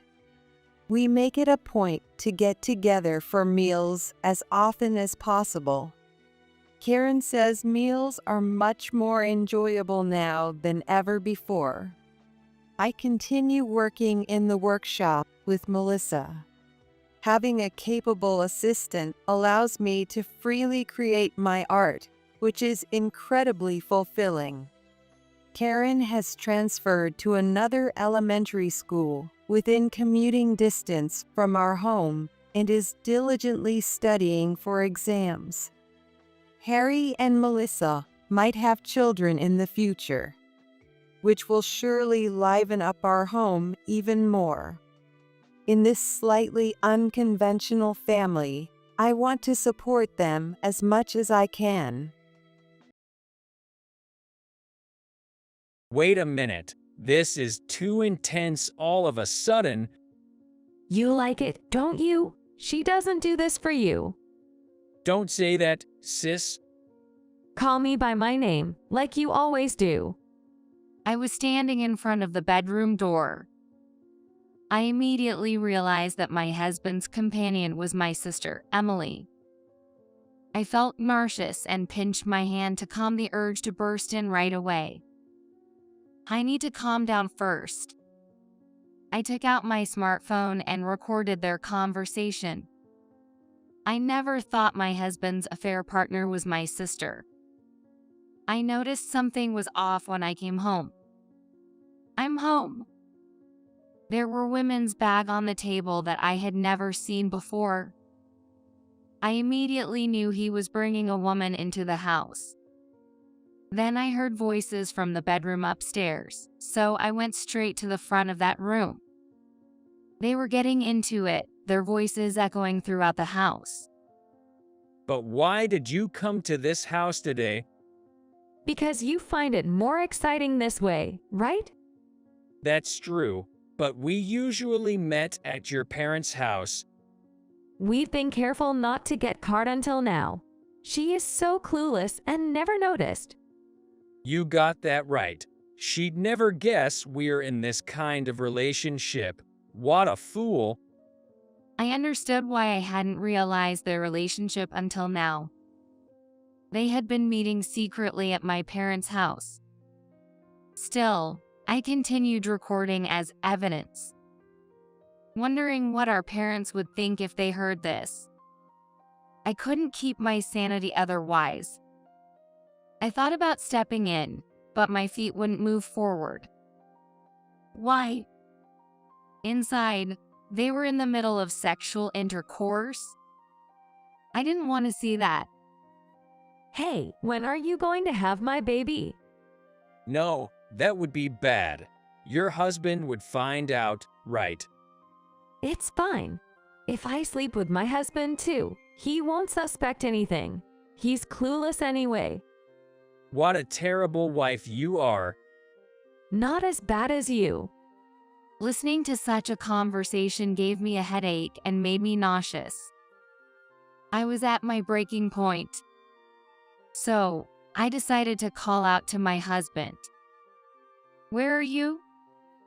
Realizing my presence, the two of them seemed to panic and I heard the sound of a window opening. They probably tried to hide on the balcony. But that was the worst possible choice.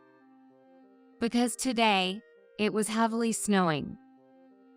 They really did it now. I slowly entered the room and looked around. Clothes were strewn about in disarray. They had gone outside completely naked. Looking out, I saw them huddled in a corner, trying to remain unseen. I immediately locked the window. And then, I thought about what kind of punishment to give them. I never imagined I'd find such excitement in this. My name is Kate, 34 years old, working in sales at a local company. I lived with my husband Jack, who is 3 years older than me. I met Jack at one of my sales appointments. In my mid-20s, I had just started a new job and was still getting used to it. I remember that he treated me politely. "Thank you so much." Not at all. Keep up your good work. Yes. At the time, I just thought he was a good person. It took some time before we met again, but it turned out to be a fateful encounter. I have a sister, Emily, whose classmate was Jack. Emily got married 3 years ago, and Jack was one of the attendees at the wedding. Do you remember me? Well, I've seen you at work, right? That's right. I never expected to meet you here. If you don't mind me asking, how do you know my sister? Emily and I were classmates in high school and college. I see. While we were having a friendly chat, Emily, the star of the day, came over. "Oh, you two know each other." "Well, we've met through work. He helped me a lot." Oh, come on. It was nothing really. "But thanks to you, I managed to close a deal." That must be due to your own abilities. As we continued this back and forth, Emily started laughing. "What's so funny?" "I was just thinking you two seem to have good chemistry." "Don't tease us like that." "I'm actually quite serious about it." Thanks to my sister's meddling, Jack and I ended up exchanging contact information. Still, I thought Jack might be bothered by Emily's pushiness. However, about a week after we exchanged phone numbers, he called me. "Hello." Sorry for the sudden call. "I'm okay. What's up?" Well, "What is it?" would you like to go out for dinner with me sometime? "Yes, of course." I responded reflexively. Then, I'll contact you again. He said so, and then hung up. I wasn't against it, but it was too late to refuse now. To be honest, having no experience in love, I didn't know what to do. It was just a dinner, but I felt nervous. At that time, I was still living at my parents' house, so I talked to Emily. She wanted to live with our parents even after getting married, so she stayed at home. "So you got asked out. That's nice, isn't it?" Nice. I have no experience with dating. "Then you did the right thing asking me for advice." Emily had always been popular. She used to bring various guys home during her student days. I thought I could get good advice from her, but that was a mistake. She had calmed down since becoming an adult, but she enjoyed forcing her advice on me, who was more reserved. And how many times had she made me cry? "You should just go with the flow. I've got your back." so you don't need to worry. So, what should I do? How about trying to seduce him? What are you talking about? Jack is weak for that sort of thing. Wait a minute. I'm just going to have dinner. What are you saying? It's not going to end there. Emily continued to give me off-the-mark advice. Moreover, the problem didn't stop there. Because my parents doted on Emily, she could do whatever she wanted. They preferred her over me, finding her easier to please with flattery. I actually wanted to move out right after graduating college, but I wasn't allowed. They wanted to keep me close, despite their lack of genuine interest. Then the day of the dinner arrived. Good luck, Kate. I'm off then. The dinner turned out to be a success.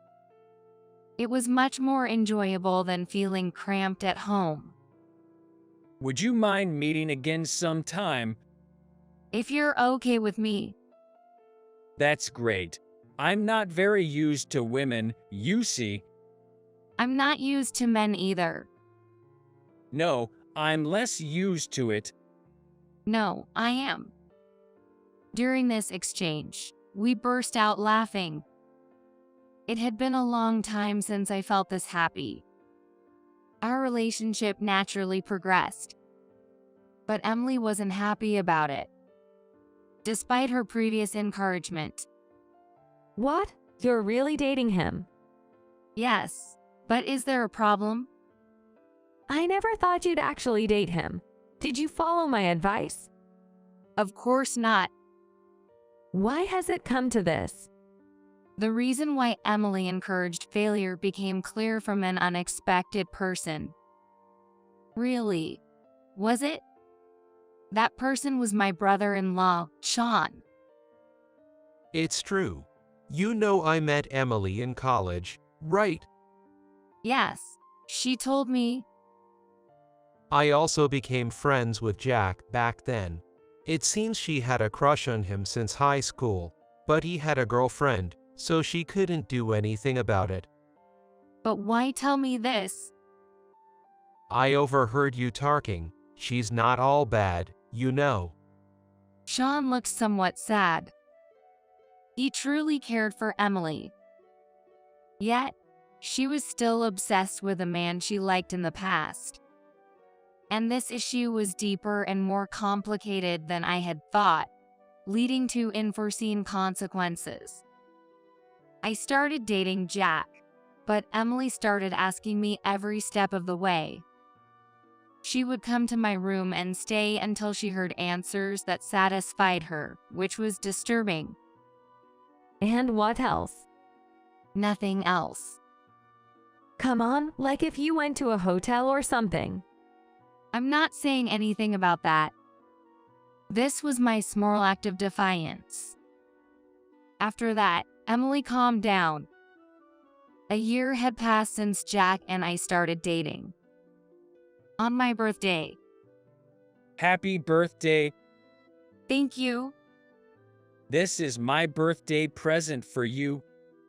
What is it? Inside the small box was a beautiful ring. Really?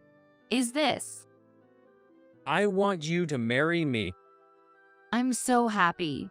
I'd love to go through life with you. I will always make you happy. Thus, I was overjoyed by his proposal. Not just because I would be with Jack, but because I could finally leave my parents' house.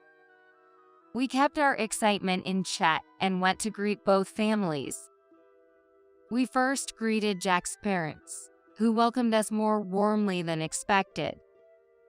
The problem was my family. So, Kate is getting married. We welcome Jack.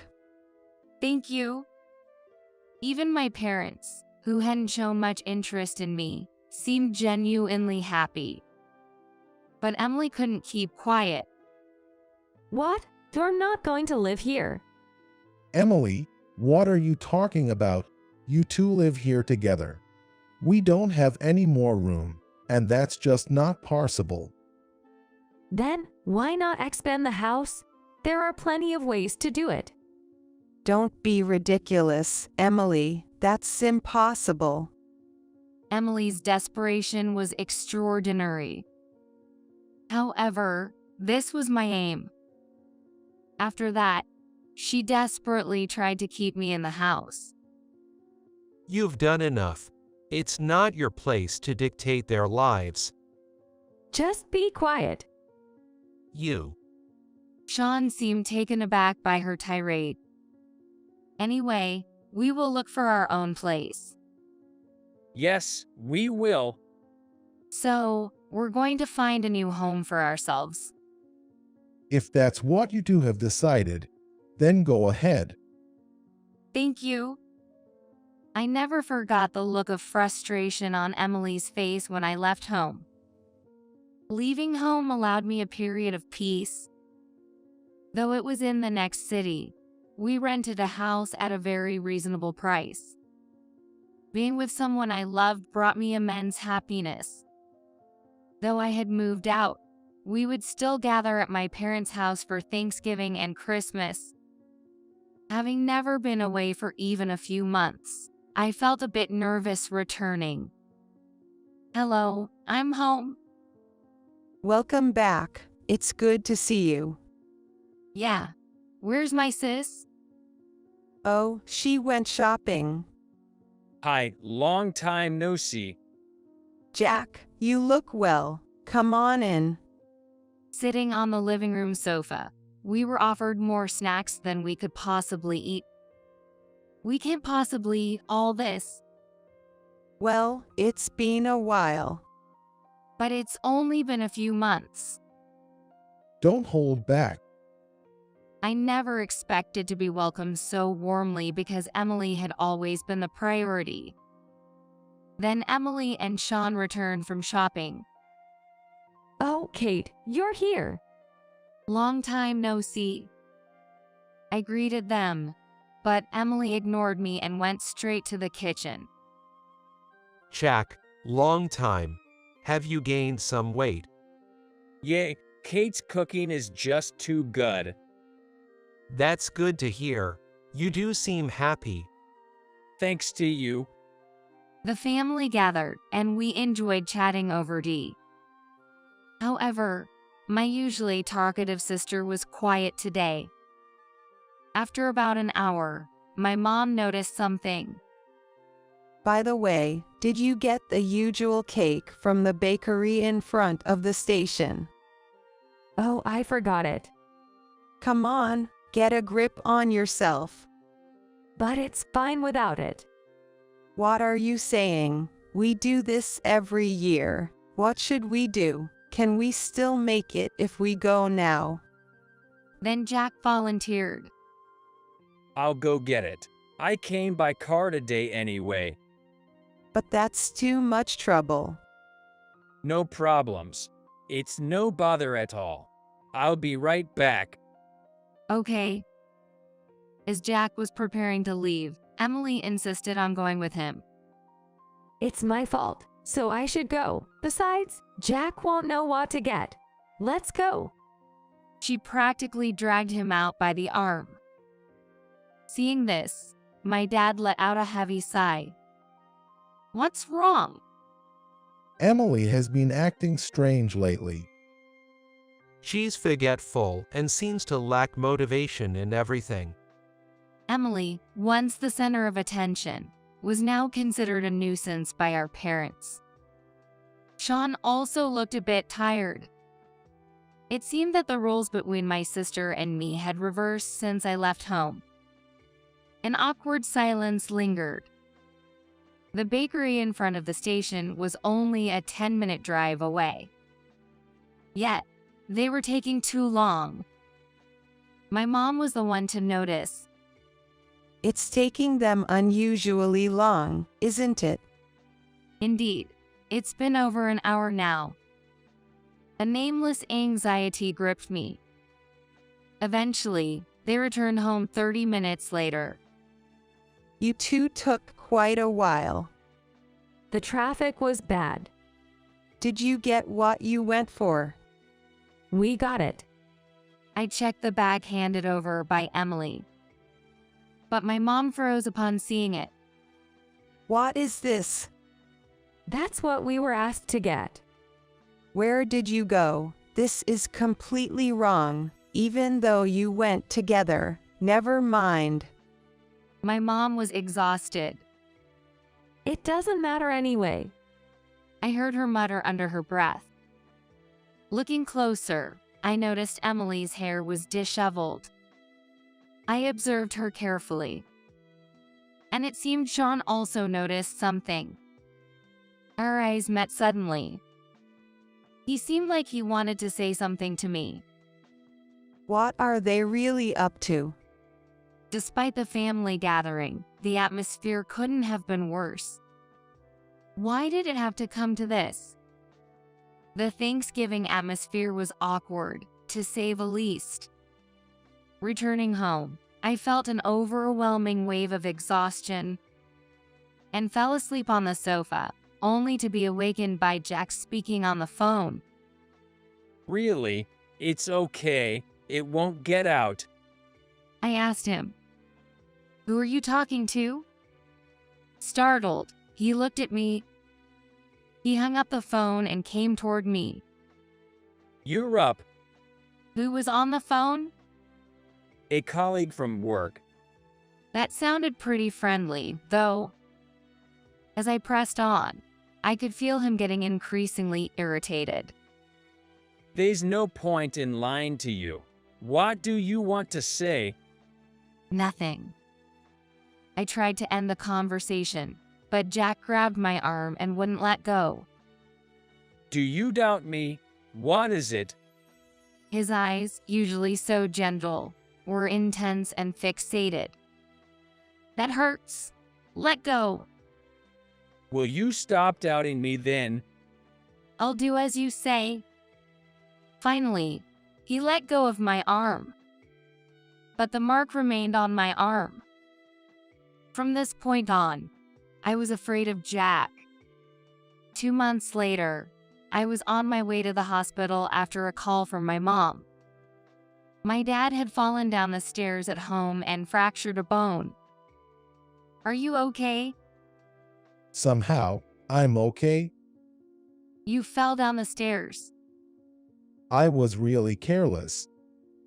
My dad was due to be discharged in a few months, but he would need family support to fully recover. We were relieved since my brother-in-law lived with my parents, but he was unfortunately scheduled for a 2-month business trip at a crucial time. On this day, the family gathered at the home. I'm sorry to leave the house at such a time. It can't be helped. Don't worry about me and just do your best. Yes, thank you. But what should we do? My back is bad too. Then I will. Jack interrupted, offering to take care of my dad. I can look after him. Are you sure? You have work too. It must be tough, right? I can come every day, but I can make it on weekends. But you're newlyweds, aren't you? Kate is okay with it, right? Well, yes, that's okay. Having a man around would be better. Let's go with that. But, you know, Don't you care what happens to Dad? that's not what I said. Realizing the conversation was going nowhere, I accepted Jack's offer, unaware it was the beginning of a terrible scenario. After that, Jack started visiting my parents' house every Saturday. Around the same time, I began to notice a sweet scent coming from him. I didn't miss it. Do you smell something sweet? Do I? What kind of perfume is that? Perfume. I could see Jack's face contort at the question. Could he be hiding something? I pressed on with my questions. But I feel like I've smelled this scent before. Where was it? I asked deliberately. It must be your imagination. Are you sure you don't know? It's annoying. I don't know any women's perfume. I didn't miss his slip. Nobody said it was women's perfume. How did you know? Sweet scents are usually women's, aren't they? It was a flimsy excuse. Tell me what you know. In that moment, something flew past my face. I looked back fearfully. There was a shattered mug. I'm sorry, I didn't mean to. I sat down on the spot. The mag didn't hit me, but I imagined that if this had hit me in the face. I saw that my hands were trembling. I'm really sorry. I didn't mean to hurt you. It was just a reflex. I was at a loss for words. Recalling the fear I had felt before. From that moment, I felt a threat to my life and couldn't confront Jack strongly.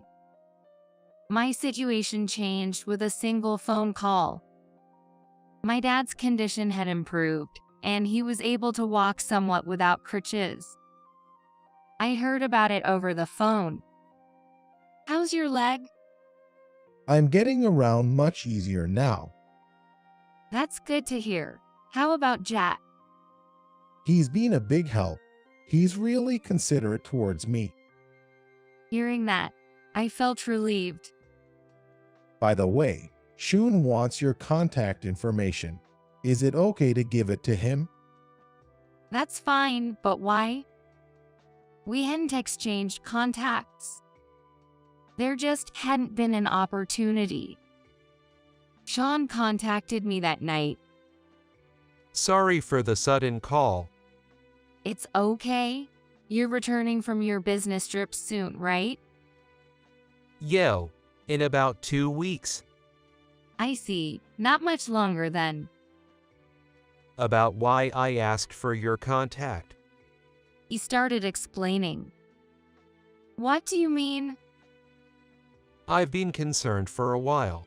I couldn't say it before. I've been feeling the same, actually. You felt it too. I'm sorry I didn't tell you, but I don't know what to do. I was exactly the same as you. Then, I'll also keep an eye on them. I should be the one doing it, but I'm not nearby right now. If I find out anything, I'll contact you immediately. Thank you. I felt a bit relieved knowing Sean shared my concerns. I couldn't just do nothing. I decided to investigate Jack's detailed actions. I made the request and just had to wait for the results. I wanted to sort things out before Sean returned. Really? What does that mean? I had requested the investigation for about a week, but there were no particularly suspicious findings. During weekdays, he went to work and came home as usual. On weekends, Jack would go to my parents' house in the morning to take care of my dad and return home at night. I told Sean about this Jack routine. Is that so? Could we have been mistaken? Maybe. It's good there's nothing wrong, but it still feels odd. I get it. It's like unfinished business. Maybe it's because we suspected something from the start. We decided to be relieved that nothing was amiss and continue our normal lives. There was 1 week left until Sean returned.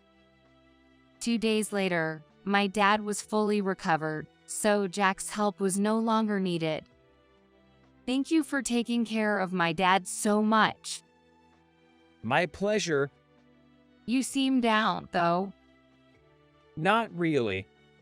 His words and expressions didn't match. A week passed without any significant changes. Then, on Saturday noon, my parents called. Can you come over now?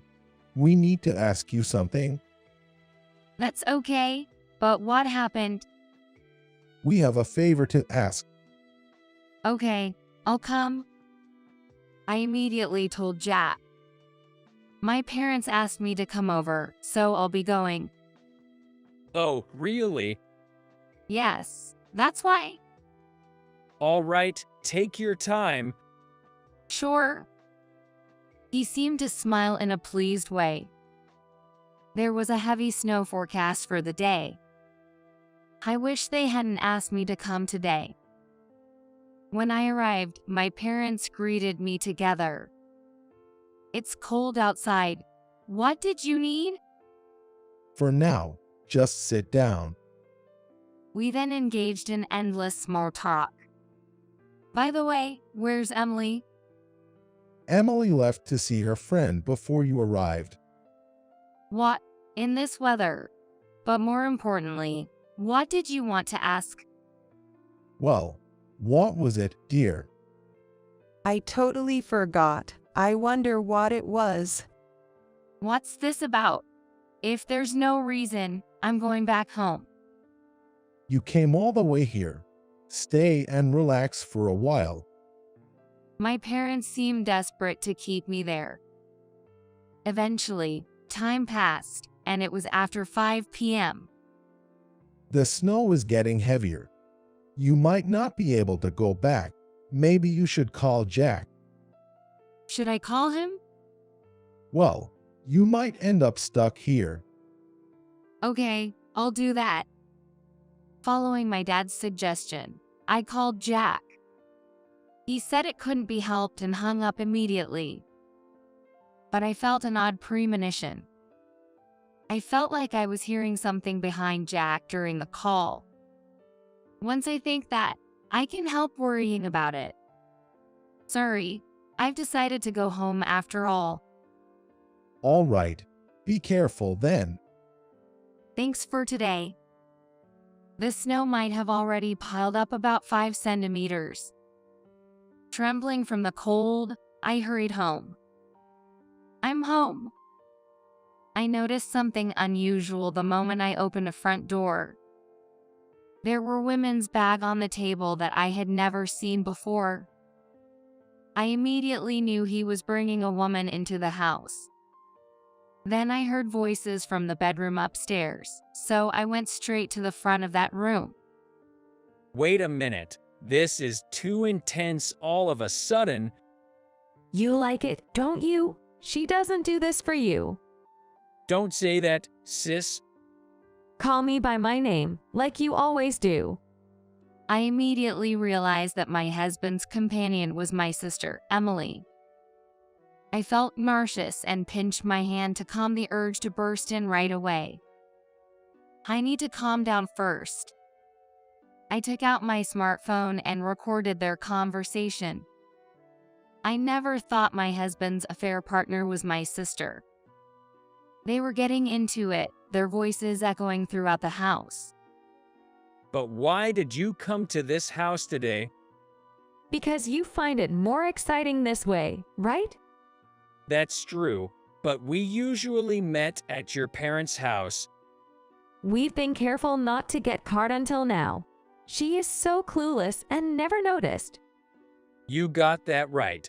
She'd never guess we're in this kind of relationship. What a fool. I understood why I hadn't realized their relationship until now.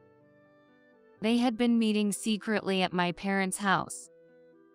I doubted their relationship, but I just assumed they wouldn't do that where my parents were.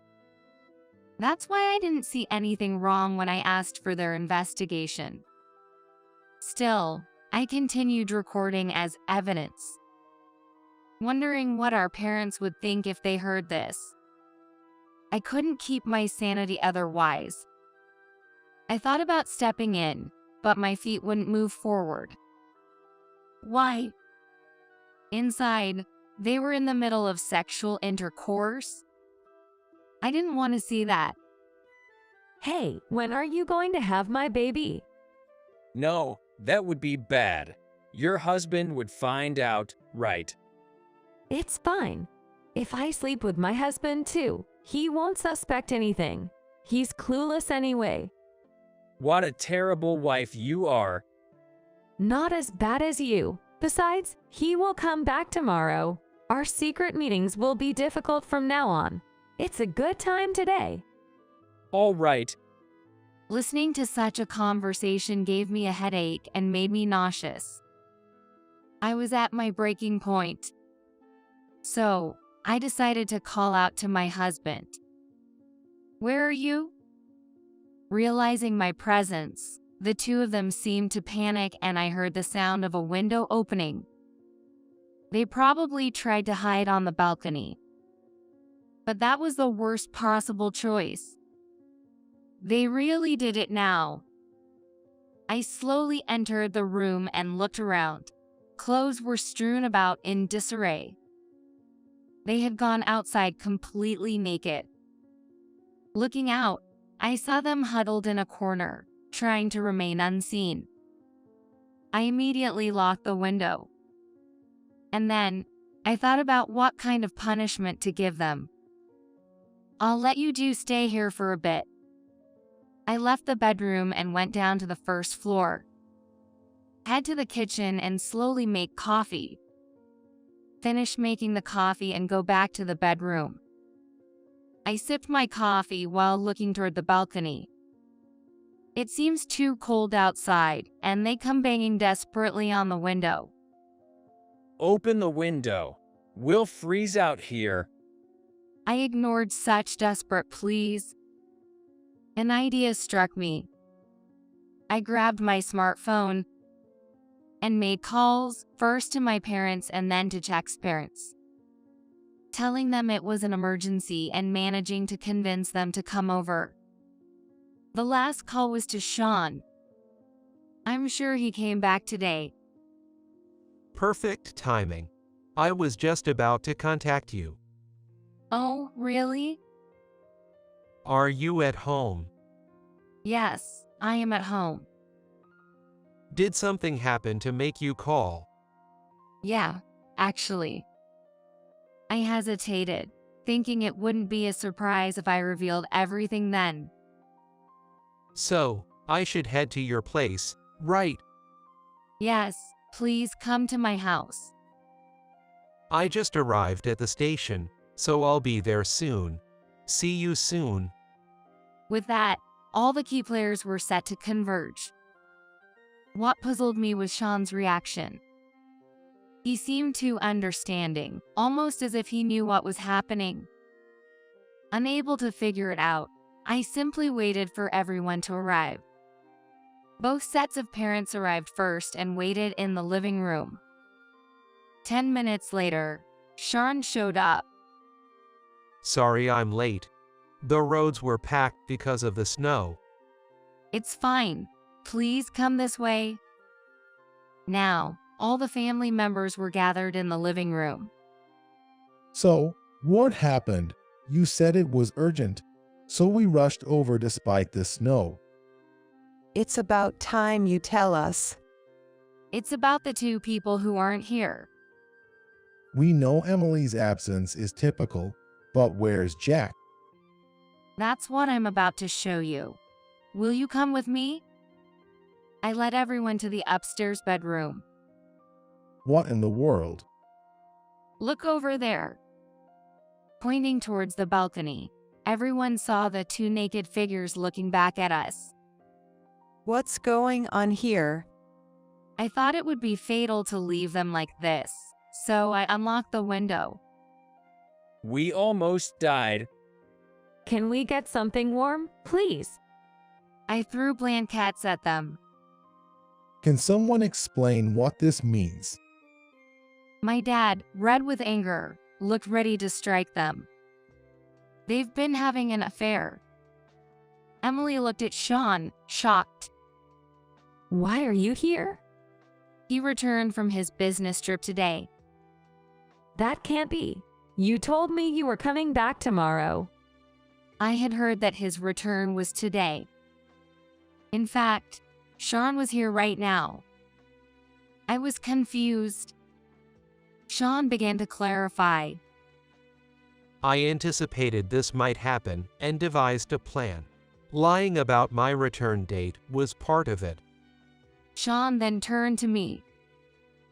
Sorry, Kate. I had to use you in my plan. Is that so? Sean also asked my parents to help him. That's why I was suddenly told to come my parents' home. My dad stopping me from leaving was also Sean's instruction. So, you knew about their affair?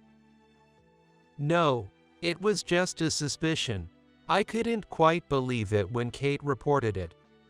I'm sorry. I never thought they would do such a thing at parents' home. In hindsight, Jack was the first to volunteer to take care of Dad when he broke his leg. Let's leave the explanations here and think about what to do with them. They are fools caught in their own trap. They remained silent, heads bowed, refusing to speak. So, I decided to let everyone listen to the recording. If you won't talk, I'll help you. What are you going to do? Listen to this. As the recording played, their voices filled the room. By just hearing that, it is clear what they were doing. Stop, stop. You're not in any position to say that. Listen to it all. Disgust filled everyone's eyes. What a joke. You are no longer family to us. It was a mistake to show you love. Don't show us your face again. See? Jack was close to tears. I never imagined you to be such a woman. I knew you still had feelings for Jack, but I genuinely loved you. The same here. Hey, who said you could speak? Hatred filled Sean's eyes, almost bringing me to tears with its intensity. So, what will you do now? What do you think is best? Well, divorce is certain, and then there's the matter of alimony. Should we just leave them outside again? Hearing this, they made a final stand. It's all because you were always busy with work and never paid attention to me. That's no excuse for infidelity. If you want to argue, at least make it logical. Your stupidity is showing, or maybe it's already obvious. She was at a loss for words. Anything else you want to say, cheater? I was just seduced by Emily. Blaming me. You were eager, too. Weren't you the one who invited me to the hotel that time? That time? When we went to buy the cake together. Oh, that happened. That was during Thanksgiving. I remember. It must have all started from there. I want to ask you one last question. Why did you seduce Jack? Because it annoyed me to see you happy. You've always been bad with men. So, you were jealous because I got the man you used to like. That's right. That's ridiculous. Such a monkey isn't worth it. You should face reality. I could only laugh. Enough of this. Being around these people might dumb us down. Let's go. Hey, wait a minute. Don't talk to me so casually. I slowly closed the bedroom door. Outside, the snow grew heavier. I could not stay here, but went to the nearest house of my parents. On the way, I couldn't stop thinking about what would become of the two now abandoned by the family. The in-laws stayed the night at my parents' place and left the next day. Then, they apologized again and declared that from now on, Jack would be nothing more than a stranger to them. Shall we go then? Let's go. Sean and I went together for the divorce and alimony discussions. Having the recording made the process much smoother. The divorce was finalized quickly, and we proceeded with the alimony claim. Today was the day Sean was leaving my parents' home. Thank you for everything. You were like our son. We're going to miss you. I really do. It would have been better if you two got married instead. Stop it, please, Dad. While we were having this peaceful time, those two showed up. And Jack was inexplicably bald. Are you here to repent? It's too ridiculous to even laugh at. What are you doing here? Then, they both started to apologize. We've been abandoned by our parents. Kate is the only one we can turn to now. Forgive us, please. Weren't you told never to show your faces again? Exactly what Dad said. Besides, we're divorced now. We're strangers, so please just leave. Yet, they still wouldn't give up. This is just a nuisance. Stop showing us this pathetic sight. We can't stand it any longer. Then Sean reached out to Emily. Are you going to help me? I watched nervously. Help, you're mistaken. I just wanted you to get out of the way. I couldn't help laughing at Emily's disappointed face. Eventually, my stomach is going to hurt. That's right, so you better leave now. It looks like Dad is reaching his limit. My dad stood there, arms crossed, looking almost proud. Seeing this, the two hurriedly left. They finally left. Well, I guess it's time for me to go too. Feel free to visit whenever you like. Since then, I've been living at my parents' house. I keep in touch with Sean, and we occasionally go out for drinks. What the future holds is uncertain, but I'm sure it will be enjoyable. I'm marrying a 20-year-old employee. We haven't registered our marriage, and there is no property division. Lucas's eyes gleamed as if to say he had pulled off a great prank. Ha ha ha. You didn't know, did you? Turns out, we're not actually married. Not a couple at all. We never filed for marriage. So you have no right to blame me for cheating. Lucas and I had lived together as a married couple for 3 years. His unusually broad grin now was simply irritating. Thanks a lot for taking care of my mom. Now that you're no longer needed, let's say we're just ending our cohabitation. Not getting a divorce? His confession had truly taken me by surprise. It's a joke, right? I wanted him to say it was just a joke. I was overwhelmed with disbelief. What? You didn't know? The more he laughed, the calmer I became. If anyone was mistaken or uninformed, it was Lucas. I am Isabella Abel, 32 years old. I've been a CO's wife for 3 years. We don't have any children. You might think that sounds like the life of an elegant lady, but in reality, my days are quite demanding. Straighten your back. Oh, yes, Amy. Amy's remark made me straighten my back immediately.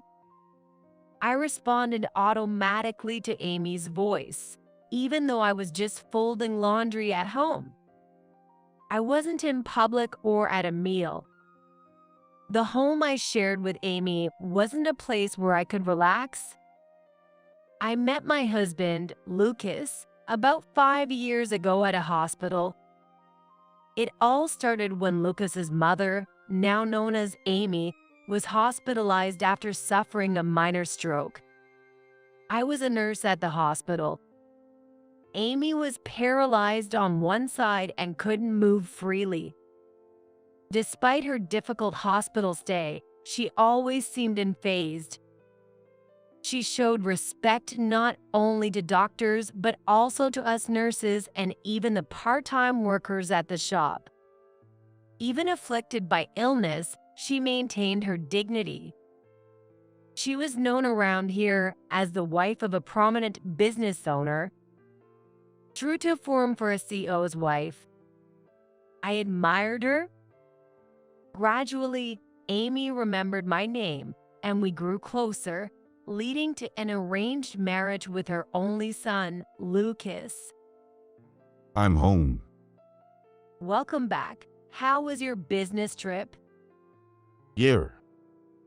Around the time we got married, Lucas's father, Joseph, passed on the CO position to Lucas.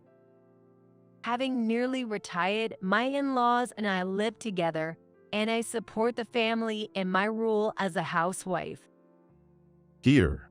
Some souvenirs. Have them with Mom during tea time. Thank you as always. Lucas is 40 this year. He had his fair share of girlfriends, but never settled down until Amy pushed him to marry me. He is well-behaved and hardworking. He always brings souvenirs for me when he travels. It's hard to imagine why such a wonderful man hadn't married until his late 30s, but of course, there's a reason. His true personality is problematic. I am tired. After finishing my tasks for the day, I entered the bedroom and sat on the bed. As I sank into the soft bed, I let out a deep sigh. At that moment, Lucas, who seemed to be asleep next to me, turned towards me. What was that? Sorry, just tired. Why are you tired? The calmness Lucas had shown in the living room just moments ago was gone, and he questioned me rapidly. Come on, answer me. Isabella isn't even working. So why are you tired? My day is actually quite hard. I start preparing breakfast at 6 a.m., then move on to housework. In between, I have to help Amy, who is physically disabled. Our home is remodeled to be accessible, and though it's equipped for wheelchair use, Amy tries to walk on her own as much as she can. If that were all, maybe it wouldn't be so tough. But on Amy's suggestion, I attend classes for flower arranging, cooking, and etiquette. I also work at Lucas's company doing office tasks for half a day on 2 or 3 weekdays, so my schedule is packed. I don't have the luxury of enjoying spa treatments or afternoon tea like the elegant wives you see on TV dramas. And with Amy's watchful eyes always on me, taking a quick rest on the sofa is out of the question. Housework and helping Mom are just part of being a daughter-in-law, right? The classes are just hobbies. If Isabella had been more sensible and learned some manners earlier, you wouldn't need to do them now, right? And the office work at my company. You're not seriously saying you're working just by helping out with the family business, are you? Lucas laughed as if appalled. The tension had finally eased, but now my back ached from being hunched over. Too weary to argue, I stayed silent, and Lucas looked pleased as if he had won the argument. I used to complain to Lucas about being tired without any time to rest, but I've stopped. It's useless, and it just wears me out more. Indeed, every day is tough. Yet, I keep going because I see the results. Excuse me, Isabella, do you have a moment? Amy called me with a stern voice, and I braced myself, thinking I had done something wrong. The flowers you arranged in the entryway are really beautiful. They truly reflect your generous and kind nature. Being praised by the strict Amy made me feel twice, even 3 times the joy. At first, I was often scolded and cried many nights. Finally, I am starting to behave in a way that isn't embarrassing for a CO's wife. However, Lucas dislikes acting as a couple. He even rejects the idea of attending parties where it's normal for couples to go together, saying it's embarrassing to show up with you. I find it more embarrassing to be seen as a wife who doesn't support her CO husband, but he ends the matter with just pretend to be sick that day. Our meeting at the hospital has been twisted in the telling, and with my naturally pale and slim appearance, I am now perceived as a frail wife. I was recognized as a person who was rarely seen in public. He was well known by those around him as a kind husband who cared about his wife's health. He laughs behind my back, and I'm sure he's cheating. During my busy days, I've noticed something. Lipstick marks on his white shirts. And it's not just once or twice. It's a clear provocation from his mistress. It seems I'm being mocked even by his mistress. I meticulously hand-wash the shirt stains, but a faint pink hue remains. Lipstick on my shirt. I don't know. Maybe it got there from one of the hostess bars during business entertaining. I've confronted him about the lipstick. Yet, Lucas was completely unfazed. The lipstick was on the inside of the shirt, where it wouldn't get unless he took off his clothes. Are you suspecting me of cheating? I am cheating. So what? Is that bad? I was determined not to let him get away with it, but Lucas's carefree and confident demeanor choked my voice. Just kidding. I don't have time to cheat. I'm a super busy CEO, after all, with business trips and entertaining clients. Oh, I have another trip next week. Gee, I might collapse from overwork. I'm not like you, with time on your hands to imagine weird things. You say terrible things when I'm working day and night just to feed you. But what if I really was cheating? What would you do about it? Divorce me, even though you don't have a job. What did I even hope to achieve by confronting Lucas about his cheating? I expected a simple sorry or maybe a sulk. But I never expected him to tease me with such glee. It stopped my thoughts. The word divorce flashed through my mind. But I didn't have the time to think deeply or the energy to act. Life just continued as busy as usual. One day, I was scolded by Amy. You are Lucas's wife. As his wife, and as a member of our family, act in a way that isn't embarrassing. Perhaps she noticed I was acting distant and strange towards Lucas. Amy's words weighed heavily on my already burdened heart. Then Amy even made a harsh suggestion. Isabella, you need to work more. Work more? I'm already exhausted. I thought I was handling the housework perfectly, but what impossible demands would she come up with next? You should work at our company, not just a few days a week, but more. From now on, help with Lucas's work. Amy said this matter-of-factly. Without thinking, I blurted out, I can't do it. It's impossible. It was the first time I saw Amy's mouth hang open in shock. Although my brain was telling me not to say it, my mouth moved on its own. I can't take it anymore. It's too much. A daughter-in-law isn't free labor. I'm not a handy tool to be used for free, especially without even getting a salary. My voice broke midway.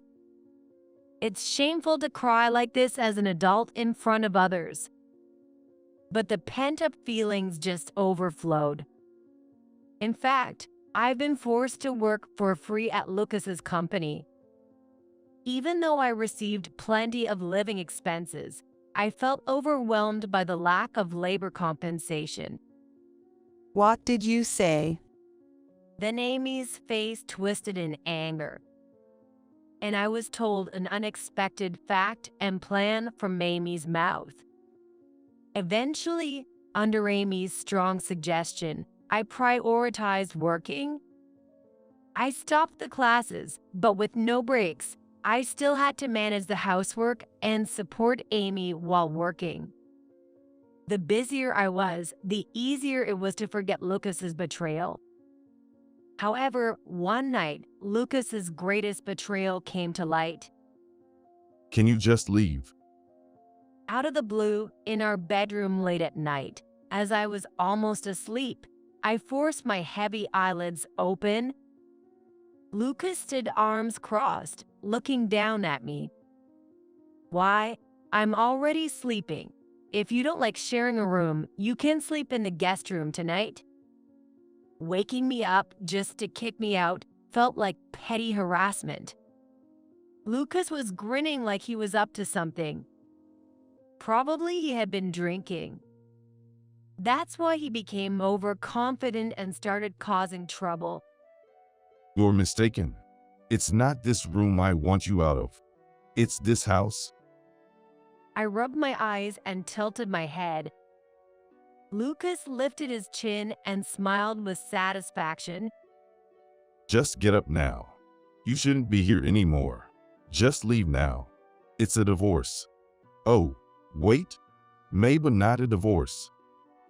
He was saying strange things. I was still groggy, so I couldn't understand what he meant. Suddenly talking about divorce. Why? Did you fall for your affair partner? It felt almost like a dream. Lucas was smiling, not scary at all, so I just asked him straight out. I feared Lucas might explode, but his reaction was to burst into laughter. Clapping his hands and holding his stomach, he laughed hysterically.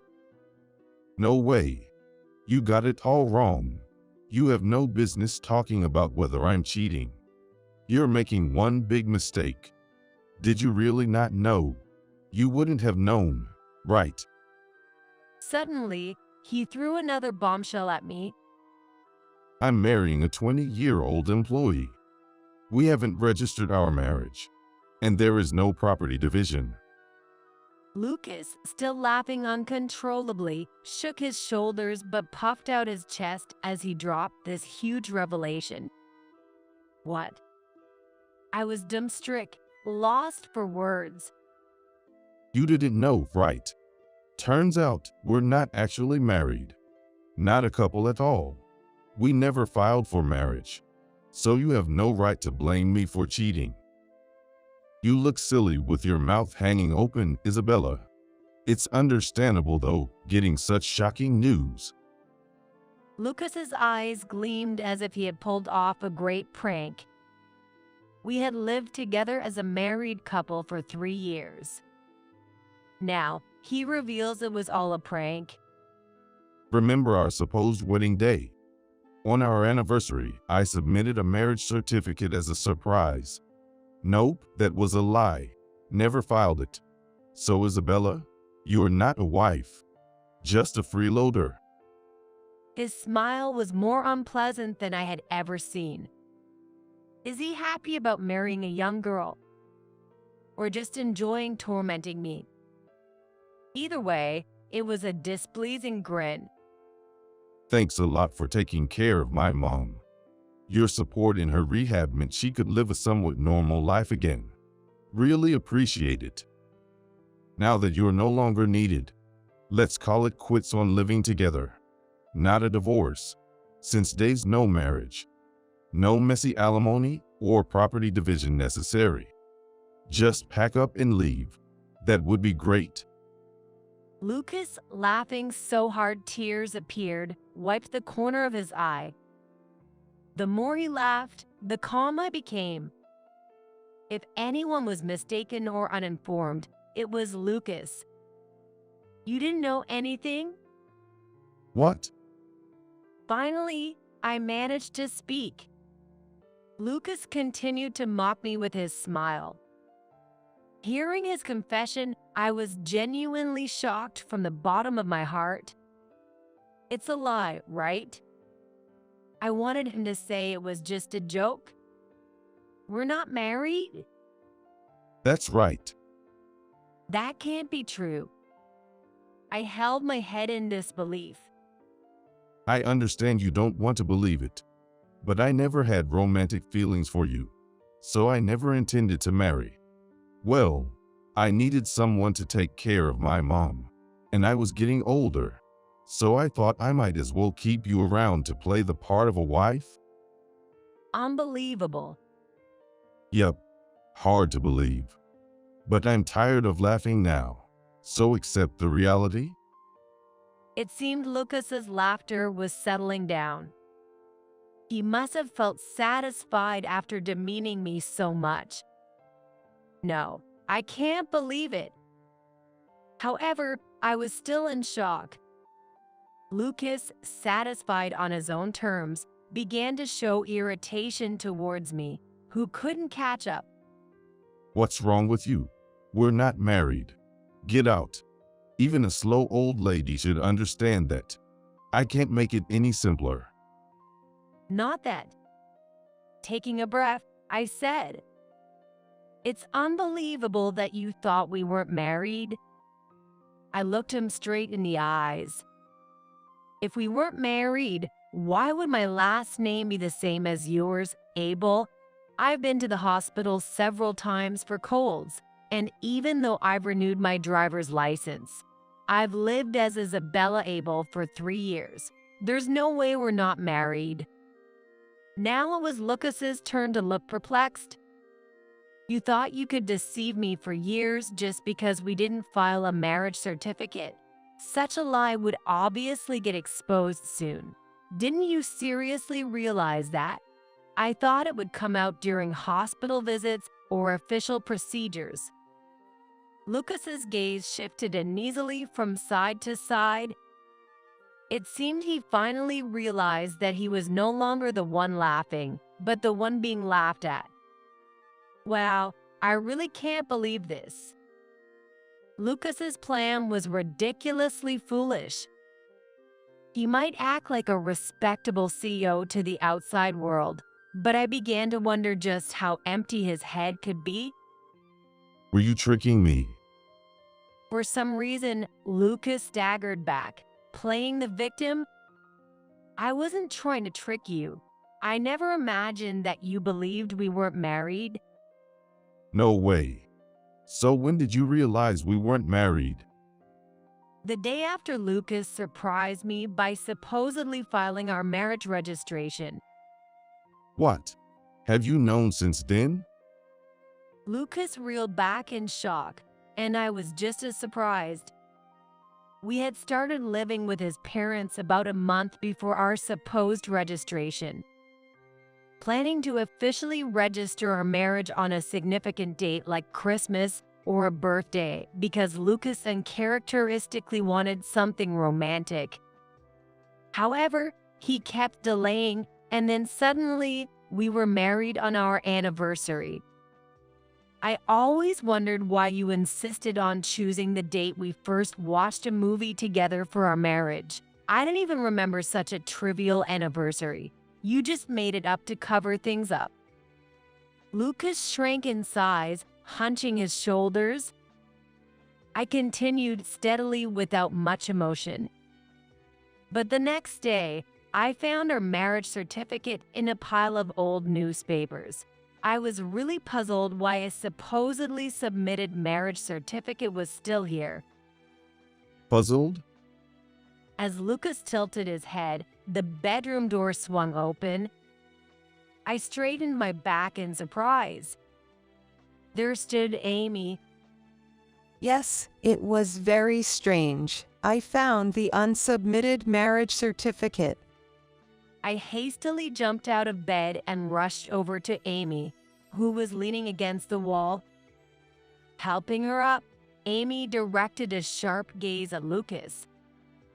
In disbelief over such an oversight, Isabella and I went to submit the marriage certificate ourselves. I never thought it was intentionally unsubmitted. How unfaithful of you. Reprimanded by Amy, Lucas completely changed his demeanor. Suddenly, he fell to the floor and started shouting apologies. I'm sorry. It's not what you think. I just wasn't ready to marry yet. but I intended to eventually. Even though you've been acting like you were deceiving Isabella up until now. Lucas frantically searched for his next excuse and yelled again. It's not that. I forgot we weren't married. You forgot what you just said. You were the one who claimed we weren't married. Your loud voice could be heard outside the room. Lucas's mouth opened and closed, but no excuses came out. His eyes welled up in panic. But, Mom. He was going to kick me out and happily marry a young affair partner. He expected his parents to welcome his young and cute partner. Lucas probably imagined happily marrying. Now, unable to quickly kick me out and scolded by Amy, his confusion was apparent. It seems like someone who cheats has a brain full of fantasies and can't accurately predict others' reactions. No more excuses. It's disgraceful. The harsh words you first threw at Isabella were the truth, weren't they? Mom, I'm sorry. Amy sternly grabbed Lucas's head, forcing him to look up. His lips trembled. Are you apologizing to the wrong person? Oh, no? When Amy released her grip, Lucas collapsed to the floor like a marionette with cut strings. If you want to be with that other woman, sincerely apologize to Isabella and get a proper divorce. You're the one at fault, so you'll be paying alimony. And don't forget about the property division either. Lucas's ragged breathing was audible. I'm sorry. Isabella? He apologized in a muffled voice, his face buried in the floor. It didn't sound heartfelt. Mom, you're my mom, right? Don't side with a stranger. The next moment, a sharp slap rang out. Amy had smacked Lucas's head. Surprised, Lucas looked up just in time to receive another slap from Amy's open hand. Without any hesitation, Amy struck his cheek fiercely. The usually calm Amy was now furiously raising her hand like a demon. Even though Lucas was the one being hit twice, I too tensed up. Mom, why are you hitting me? Who's a stranger? Isabella is your wife, my daughter. Amy raised her voice in my defense. Lucas, if it's divorce you want, that's fine. I was prepared for that. I smiled at Lucas, who was cornered. This seemed to relax his tension slightly. I hope you find happiness marrying that 20-year-old girl. Thank you, Isabella. You weren't a bad woman. May you find happiness in your next marriage. Oh, that might be difficult. You're already past 30, right? Just when things were somewhat amiable, Lucas couldn't seem to wish me well. He must naturally look down on me. Hearing a heavy sigh from Amy, as if gathering strength, Lucas shrunk back again.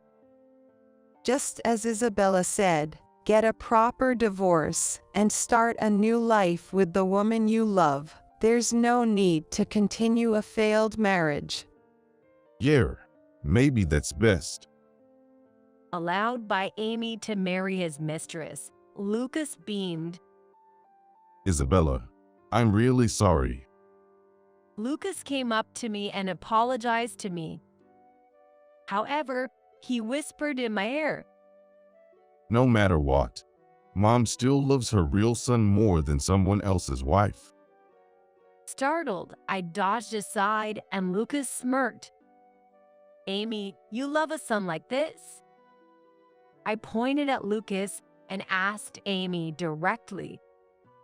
Lucas flistered, tried to deny it, but Amy was right beside me and had heard him. What are you talking about? Amy's fist was trembling. Next, it seemed a clenched fist might fly instead of an open hand. No, I just meant mom's on my side because we're family, because we're parent and child. Besides, mom has always been harsh on Isabella. It's because she's an outsider, right? Even now, you're just pretending to take her side because she's an outsider, aren't you? Lucas clung to Amy.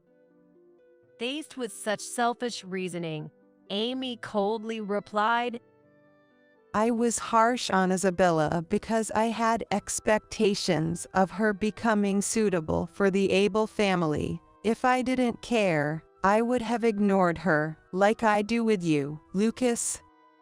I knew about your affair all along, but didn't scold you before it blew up like this. Maybe I let Isabella suffer more than she should have, but I never disliked her, you understand. Amy held my hand, and I nodded deeply. From the moment Amy told me to work harder, I knew her feelings. That's why I could overcome any difficulty. Lucas, you seem to be misunderstanding again, but I want nothing to do with your new life. Go live it with the woman you love. What?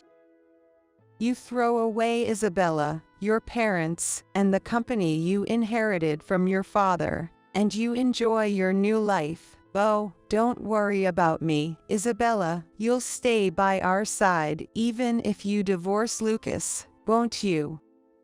Asked by Amy, I nodded firmly.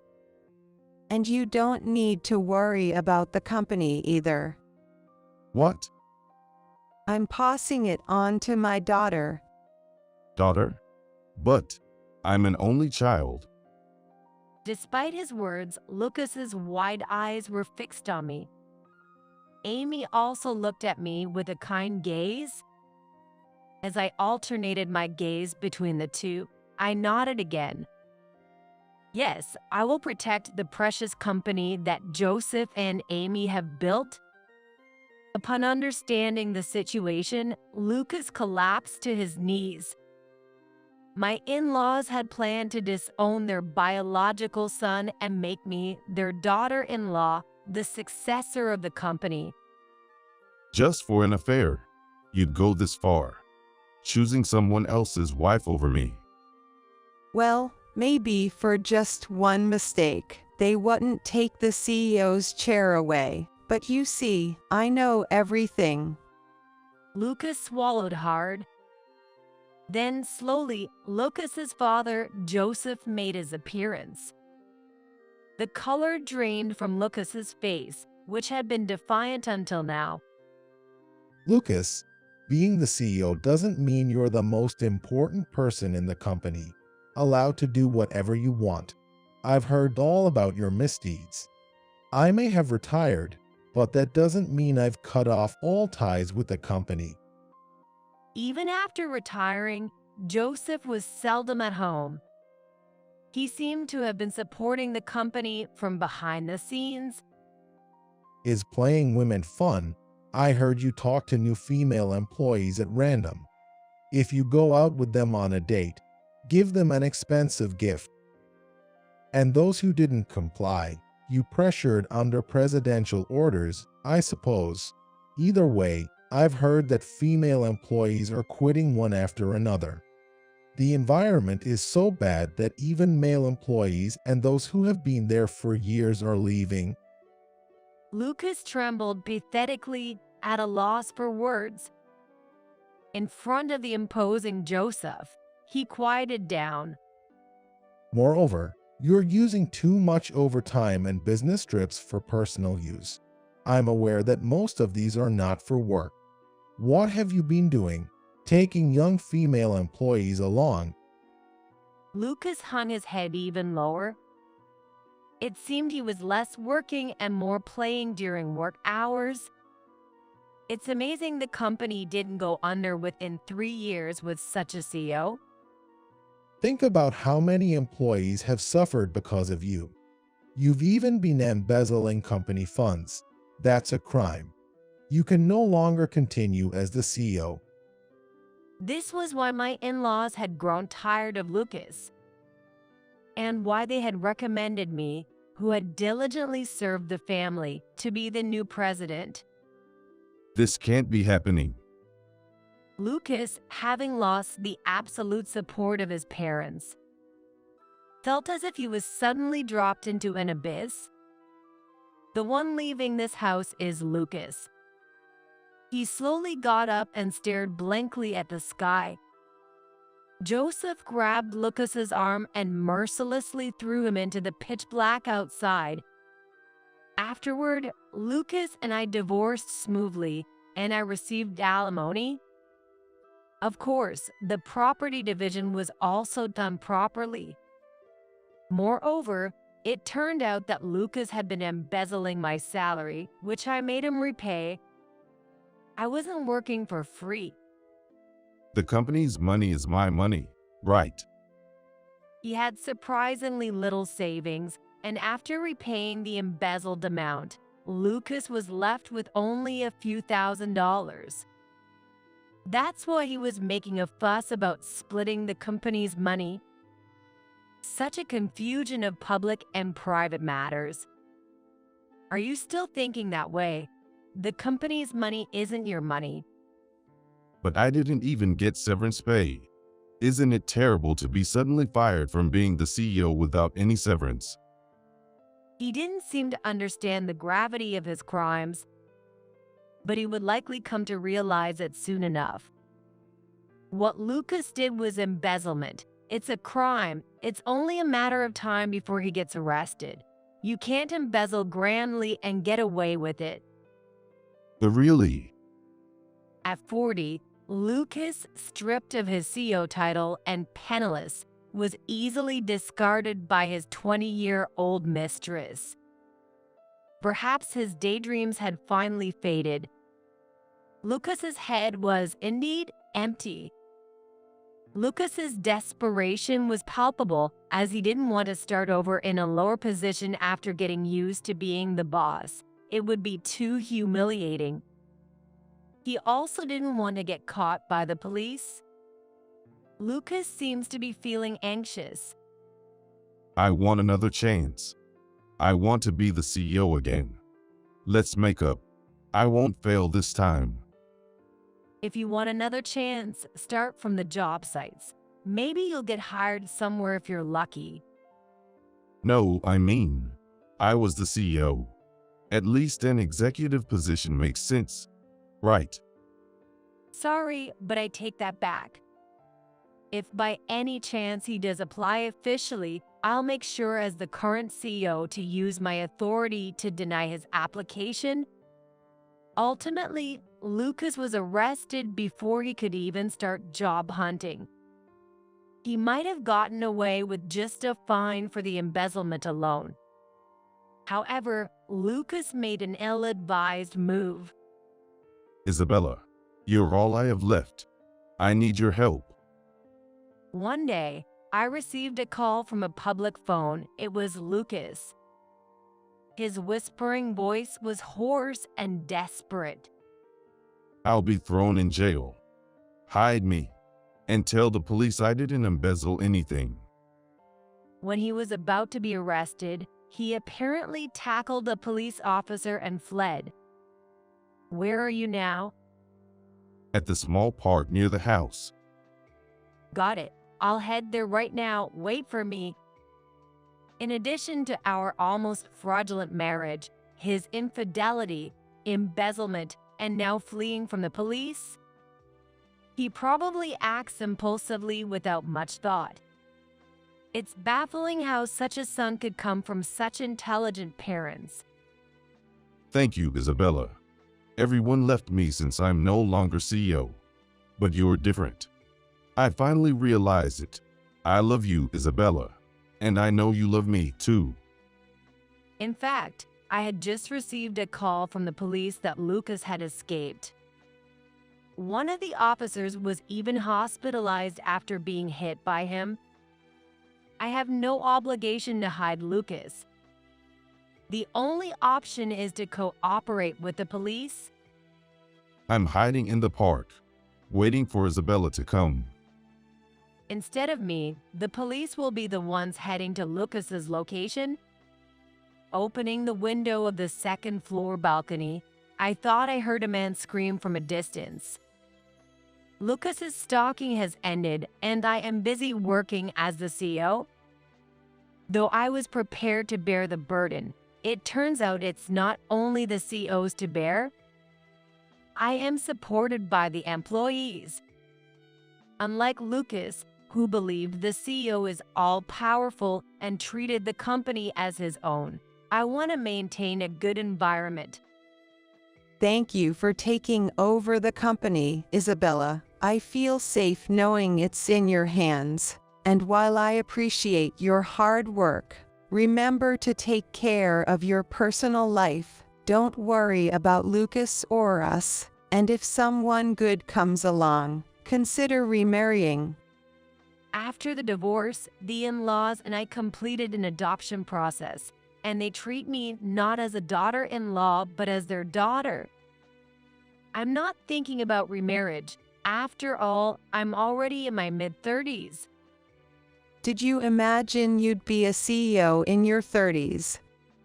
Not at all. That was totally unexpected. Well, then remarriage isn't out of the question either. It's your life. Live it joyfully. Amy smiled warmly, her face lined with deep wrinkles. On my way home from my part-time job, I was attacked with a baseball bat and broke my arm. Despite being hospitalized due to overwork and a fever, I couldn't get in touch with my husband, John. I finally managed to call his workplace. Hello, I'm Anne. My husband is John Smith, who works at your company. Could you put me through to him? I pleaded desperately, but the woman on the other end responded in a puzzled voice. There's no one here by that name. What do you mean? I asked in a trembling voice. After speaking with the woman further, I learned that she was John's actual wife, Emma. I'd been deceived by John the whole time. Hey, Anne, who do you think is responsible for your broken arm? Who? I don't think it's directly this person's fault. I have an idea.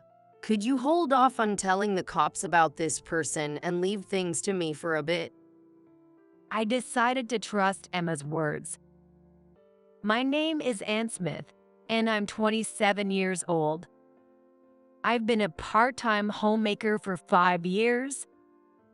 My husband, John, is 37, 10 years older and very reliable. John is a lawyer, which makes his job so busy that he often doesn't come home. I married John right after I graduated from college at 22. My parents were against my marrying him since I'd been dating him throughout college. They told me I was too young, that I should gain some professional experience, and that I was being deceived by a man 10 years older. Shocked by their words, I ran straight to John. He welcomed me into his apartment, and we married soon after. We didn't even have a wedding ceremony. John assured me we'd have one eventually, so we haven't even taken any photos yet. I've been working part-time while waiting for John at our place. John is really busy. Hey, do you have a lot of overnight business trips? I feel like I've been asking him this since we got married. Yes, I do. Being a lawyer is really hectic. You're young and naive, so you might not understand. But when clients are far away, I often have to travel. John often told me stories about clients who rely on him even from far away. Naively, I just believed him. I'm not one to overthink things. So when I liked John, I was all in. His line of work is something I'd never be involved with, so I just listened in amazement. Lately, though, there are more days when he doesn't come home, which probably means he's a competent lawyer, but I can't help feeling lonely. I'm the type who wants to be near someone I care about. I was always with friends back in college, joining clubs and parties. I sometimes reminisce about those fun times. Being an only child, my parents showered me with love, which made it even harder to ignore their objections and marry John. So now that I'm feeling lonely, I can't bring myself to ask my parents for help. To distract myself, I often volunteered for extra shifts and overtime to keep my time alone to a minimum. Hey, are you not coming home again today? Sometimes I can't bear it and call John. You know I've got work. Stop being selfish. He replied like that.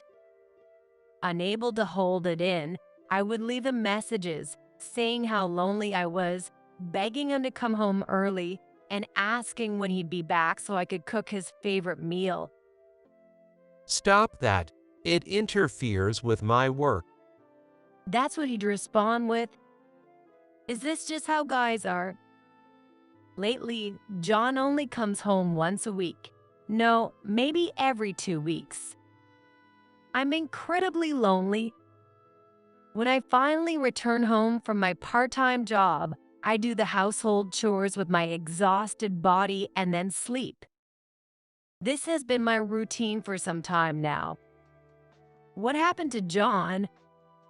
He wasn't this busy back when we were dating. I wish he would be by my side more. But no matter how much I long for it, if John rejects my calls and messages, I have no choice but to bear it. Unless something really urgent happens. Then one day, I was working overtime as usual and got home late.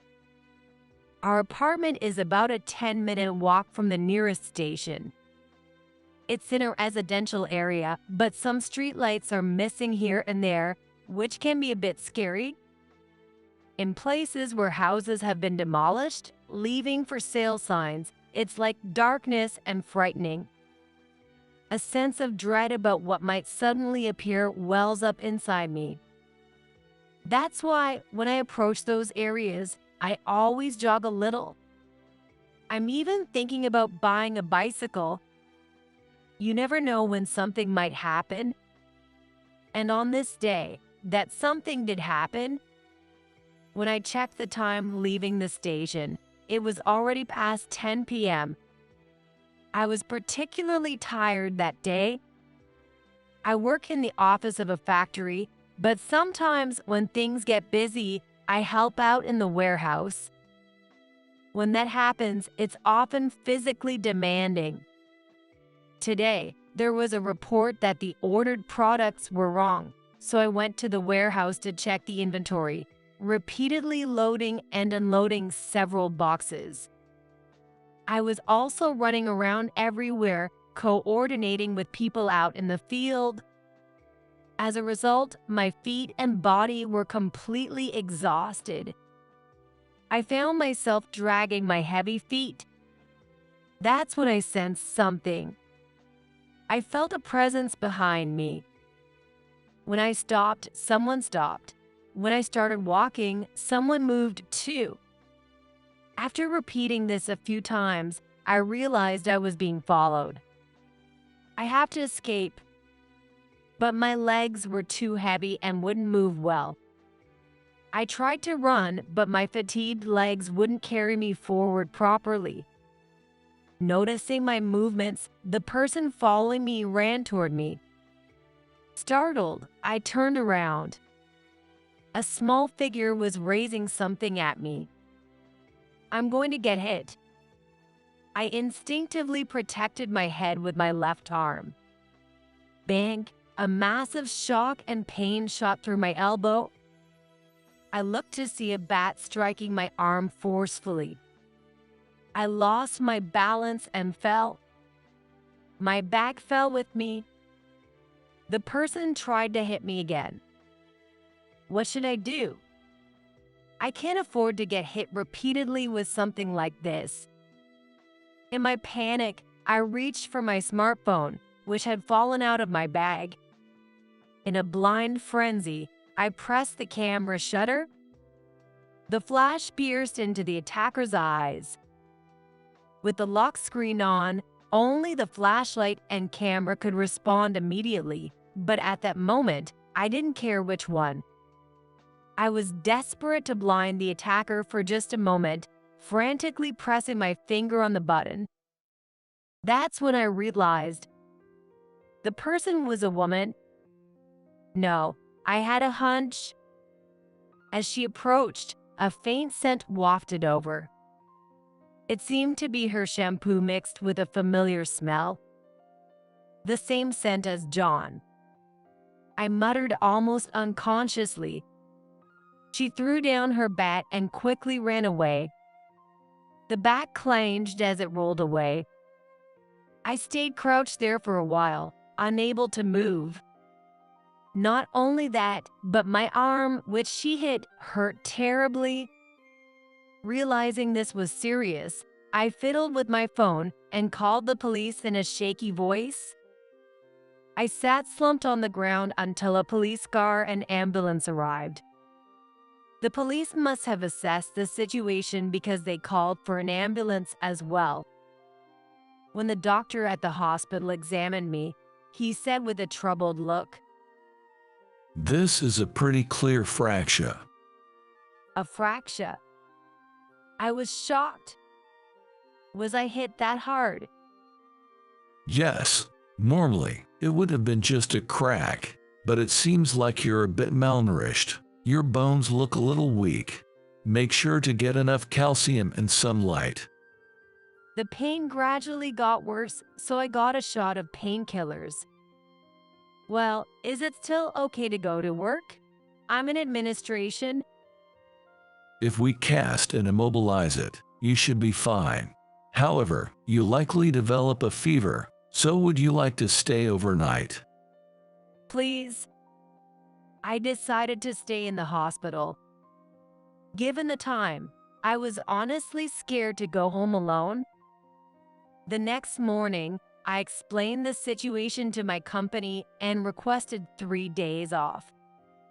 Oh my God, you've really been through it.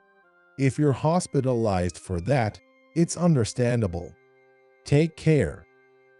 My boss was surprised, but after I explained what had happened and my condition, he graciously approved my sudden time off. However, perhaps due to accumulated fatigue, the fever that had come on didn't go down easily, and I ended up staying in the hospital for 4 days. I managed to inform John by phone. Attacked on the way home and hit. I'd love to come right over, but I'm swamped at work right now. You'll have to manage alone. John snapped impatiently. He seemed ready to hang up, so I clung desperately to the conversation. So when are you coming back? At least tell me that. Don't be ridiculous. I won't know until this is solved. Anyway, I'm really busy now. I'm hanging up. Don't keep messaging me. The call ended before I could say anything more. Lying in my hospital bed, sweating with a rising fever, I kept wondering why John was so busy. When my fever started to go down, I finally decided to contact the law firm where John worked. My altered condition must have driven me to such an idea. Even though my fever had subsided somewhat, I was still feeling the effects. But I didn't know the firm's phone number. So I searched for the name of the firm I heard about while we were dating and managed to find it. When I called, I heard a woman's voice. Hello? Thank you for calling Smith Law Firm. Hello, I'm Anne. My husband is John Smith, who works at your company. Could you put me through to him? I asked desperately, but the woman on the phone replied with a puzzled tone. I'm sorry. There is no such person. What? What do you mean? I continued, my voice trembling. I'm talking about John Smith. I'm his wife, and the woman on the other end of the phone said in a somewhat low voice. Let's talk later. I'm Emma Smith. Could you please give me your phone number so I can call you back? It struck me as curious that she also had the Smith surname, but her calm voice made me respond without hesitation. And then 15 minutes later, she called me again. Hello, you said your name is Ann Smith. Yes, I'm John Smith's wife. Excuse me, but what's the name on your driver's license? Emma abruptly interrupted. The name on my driver's license. Yes, please tell me the name on license you have. Puzzled, I took out my license that I had just used recently. It's M. Williams. Oh, I see. Emma sighed deeply. Anne, listen carefully, okay? Like I said earlier, I'm Emma Smith, John Smith's wife. I'm his real wife. What do you mean? I reflexively asked, forgetting what she had said earlier. Calm down, Anne. First, I'd like to hear why you went out of your way to call this place. What exactly happened? Oh, I'm sorry. 2 nights ago, on my way home from work, I was attacked by a stranger with a bat and broke my arm. A stranger? I heard her gasp on the other end. I've got a fever now, so I'm in the hospital. I'm sorry. I think your husband and mine just have the same name. I'm really sorry for causing this confusion. No, it's okay. But is your arm going to be all right? My doctor said I'll be fine if it's immobilized for a while. But I'm in the hospital because I have a fever from the injury and some exhaustion. Emma didn't interrupt and calmly responded to everything I said. Oh, no? The exhaustion must have caught up with you. But listen, and that name on your driver's license, Ann Williams, that's your real name. What? I reflexively asked back. I didn't understand what Emma was saying. Hey, Ann, I'd like to talk with you after you get out of the hospital. I'd also like to look into some things, so let's meet on your day off. My number should show up on your phone. This is my personal number, so call me if anything comes up. Emma said this before hanging up. I couldn't comprehend what I had just been told.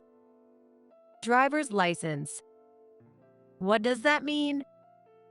After graduating college and getting married, John said I could continue using this name, so I just went along with it. But then why? A week later, I met Emma at the hospital while getting a checkup. I had unexpectedly gotten some time off. I told the office I was out of the hospital, but my boss said, looking a little concerned, You always work so diligently, so think about your health once in a while. And I'm sorry we have you, a part-timer, working late into the night. We got you home late, and that's why this happened. It was painful to think I'd made everyone worry. No, it's my fault for insisting on working so much. I apologize if my absence disrupts anything. You're very honest, which is good, but you're also a bit reckless sometimes. Yeah, Anne's a good person, but she makes me worry sometimes. Even my coworkers said things like that. So I decided to take 10 days off. Though it's mainly an administrative job, it still requires frequent use of my arms. Productivity would drop if I tried to protect my arm constantly. Besides, I'd accumulated quite a bit of paid leave. It was as good a time as any to use it up. When I informed Emma about it, she arranged to meet me at the hospital. We drove in Emma's car from the hospital to a cafe to discuss the matter. Inside, each table was partitioned, So even if we spoke a little louder, our conversation wouldn't carry too far. Emma began speaking. Let me introduce myself again. I'm Emma, John Smith's wife, and we've been married for 10 years. I also work as a lawyer in the same office as him. You called yourself John's wife, but you're not officially married to him. After saying that, Emma placed her phone in front of me, showing a wedding photo and a copy of their marriage certificate. The reality she had mentioned on the phone, which I had unconsciously stopped thinking about, was now right in front of me. I felt dizzy. Hold on, please listen carefully. Emma said with a serious expression, "Yes." I've suspected John of cheating for a while and tried to catch him, but he's in the same field as I am and hasn't slipped up. If I'm not legally married to John, then I must be the other woman. That realization hit me like a ton of bricks. So, when he only comes back every week or two, he's actually returning your home? Yes, John travels often and is frequently away for business. He rarely comes back to our home either. But why is that? I thought I was married to John all this time. Emma sighed deeply. And how old are you now? How many years ago did you think you got married? My age? I'm 27. I thought we got married 5 years ago when I was 22, right after I graduated from college. You were young. You're working part-time now, right? That must be tough. Though unsure of her intention, I nodded. Like I said on the phone, I took some paid time off. No, that's not the point. The tough part is that John manipulated you into believing his words while you had little life experience. You fell for his smooth talk. I was shocked that Emma criticized John so bluntly. Smooth talk. Didn't it strike you as odd that you could use your driver's license? Do you have it with you now? Following her instructions, I pulled out my driver's license from my wallet. Emma examined it and muttered, "I knew it." You've been keeping your maiden name? What? But I've been able to use it. Is there an issue? Of course, it's valid. You haven't submitted your marriage certificate, and your last name hasn't changed. And from my perspective, you're John's mistress. Not officially married to John. My head was spinning as the truth set in. Emma reached out and held my hand, reassuring me. Oddly enough, I felt no anger towards her. No, it was more like none of this felt real. It's tragic how you got tricked by John. But honestly, Han, you were a blind spot for me. A blind spot. The person I suspected of cheating with John was this woman. Emma showed me a photo of a woman, and my gaze was instantly drawn to it. This woman. You know her? I gasped, pulled out my phone, and opened my photo album. There it is. I showed Emma a photo. This is the woman who hit me with the bat. In the picture was a woman wearing a bomber jacket, holding a bat. She was the same person as in the photo Emma had shown me. Nice work, Anne. Have you shown this to the police yet? No, I just realized it now. I'm really slow to notice these things. Emma smiled wryly at my comment and looked down briefly. Just a moment, she said, then paused to think. After a moment, she looked up and asked, Anne, who do you think is responsible for what happened to your arm? That person, I guess. But I don't think she's the real cause. So, before we talk to the police about her, could you let me handle this a bit? I nodded silently. I felt helpless and thought I had no choice but to rely on her. A week later, John finally came home. Welcome back. That was a long business trip. I missed you. As I greeted John and hugged him, my arm cast bumped against his chest. Oh, you okay with your broken arm? It wasn't okay. I thought about contacting you so many times. I tried to send messages, but I followed your instructions not to. Actually, I was hit with a bat. I stepped back from John as I spoke. But it's okay now. I went to the hospital by ambulance and got it checked out. I deliberately didn't mention the police. By the way, I have friends visiting today. New friends? That's unusual. Is it someone from work? No, they are new friends I made recently. Come, I want you to meet them. Smiling, I took his hand and led him to the living room. As I opened the door, two women sitting on the sofa watching TV turned around. Everyone, John is back. Hey, welcome back, John. So, you've come back here too, right? Emma and Nancy, why are you two together? One was Emma and the other was Nancy, another woman John had cheated with, who had attacked me. Sit down, please. I pushed a stunned John towards them with my good hand. They forced him into a seat from both sides. What are you two doing here? Why? Because we've become good friends. Nancy's comment made all three of us chuckle. Look, John, you told me that your wife always belittled you at the office and at home, and you wanted to hit her. So, I want to teach her a lesson, you know? What? This N isn't your wife, right? I got it wrong and broke her arm. It's your fault. What? You broke Anne's arm, Nancy. So I thought I'd go to your wife's place, followed you home from our place, and attack the woman living there. But it was big mistake. That's right. Nancy was the person who had attacked me. Emma had directly visited Nancy once she had figured out who she was to explain what happened and asked for her cooperation. In return, she would also defend me in the assault case. I didn't ask for that. Really, Nancy, did you do it? Hit Anne with a bat.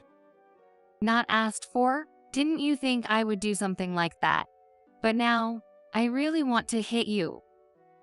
Nancy smirked and repeatedly hit her right fist into her left palm. Wait, why me? Are you stupid? Even if I'm a mess, you think I'd cling to a guy who was seeing three of us? I can't believe I fell for such a guy. Makes me feel so stupid. Nancy spoke candidly to John, and then I thought to myself, I was really a fool too. I was simply someone John kept around, yet I convinced myself I was his wife, believing only his words that he had filed our marriage certificate. Looking back, I had only signed it. I had left the filing to him. Why hadn't John suggested we file it together? It was obvious. He couldn't file it, and that's why we didn't go together. I ignored reality, preferring to hold on to the dream of being married to him. I didn't care that I didn't have a marriage certificate. But this is... We don't care about your excuses. Emma's firm voice cut through as John stood trembling, facing an increasingly agitated Nancy. With Anne's discovery, we now have all the evidence of your infidelity. I've already told my father everything. My father-in-law. John's face turned pale. The man was clearly significant in his life. Yes, I presented all the evidence to my father, who had mistakenly trusted you and taken you as his son-in-law. He transferred the rights of the firm to me. So, as the new CEO, here's my first decision. John, you're leaving the firm, and I'll also report your actions to the Bar Association. What? Yes, that's my father's firm. You joined as his son-in-law and became the next director, but letting someone with questionable ethics continue would be a credibility issue for our firm. My father wouldn't allow me to remain with someone like you. So, you're going to sign this too? Emma took out a divorce paper and stamped it down on the table. Seeing it, I spoke up too. John, you didn't even file our marriage certificate. John looked up at me, sweat pouring from his forehead. But you never asked about it. So you think it's okay to deceive young women? Emma, isn't he in the legal profession? Yes, and it's embarrassing as a fellow professional. Watching John squirm in front of these two, I felt a pang of shame. Not just for him, but for myself too. How could I have spent every day agonizing over such a person, just waiting patiently? As these thoughts crossed my mind, I heard Nancy's voice. Hey Emma, mind if I land one on him? What should we do? If you hurt anyone else, your charges will just pile up. That's fine. You're gonna defend me to the fullest, right? Emma flashed a smile. Sure, why not? Then she stepped away from the two. All right. Stop it. Do you think I'd hit you? Nancy swiftly took something out of her bag. A red and yellow canned good that looked a little bloated. Emma then quietly approached and whispered to me. And as soon as Nancy throws that at John, we leave the house. What? As we exchanged those words, Nancy advanced towards John. Thanks for everything. This is my way of repaying you. Nancy threw the bloated can as hard as she could. It smacked against John with a dull thud and fell to the ground. Let's go, Emma ordered.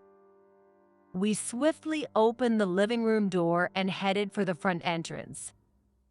As we stepped out and closed the door, a loud scream echoed from inside. Oh no. Close the door now. The urgency in Emma's voice was clear. What exactly had Nancy thrown at John? Wow, it worked. Totally worth the $65. $65 for that can. Emma couldn't stop herself from laughing loudly too. Yeah, it costs that much because it's surströmming. Nancy added, noticing my confusion. People call it the world's smelliest canned food. It ferments at room temperature, which is why it bloats like that and eventually explodes. I always wanted to try it once. Never thought I'd throw it at him, though.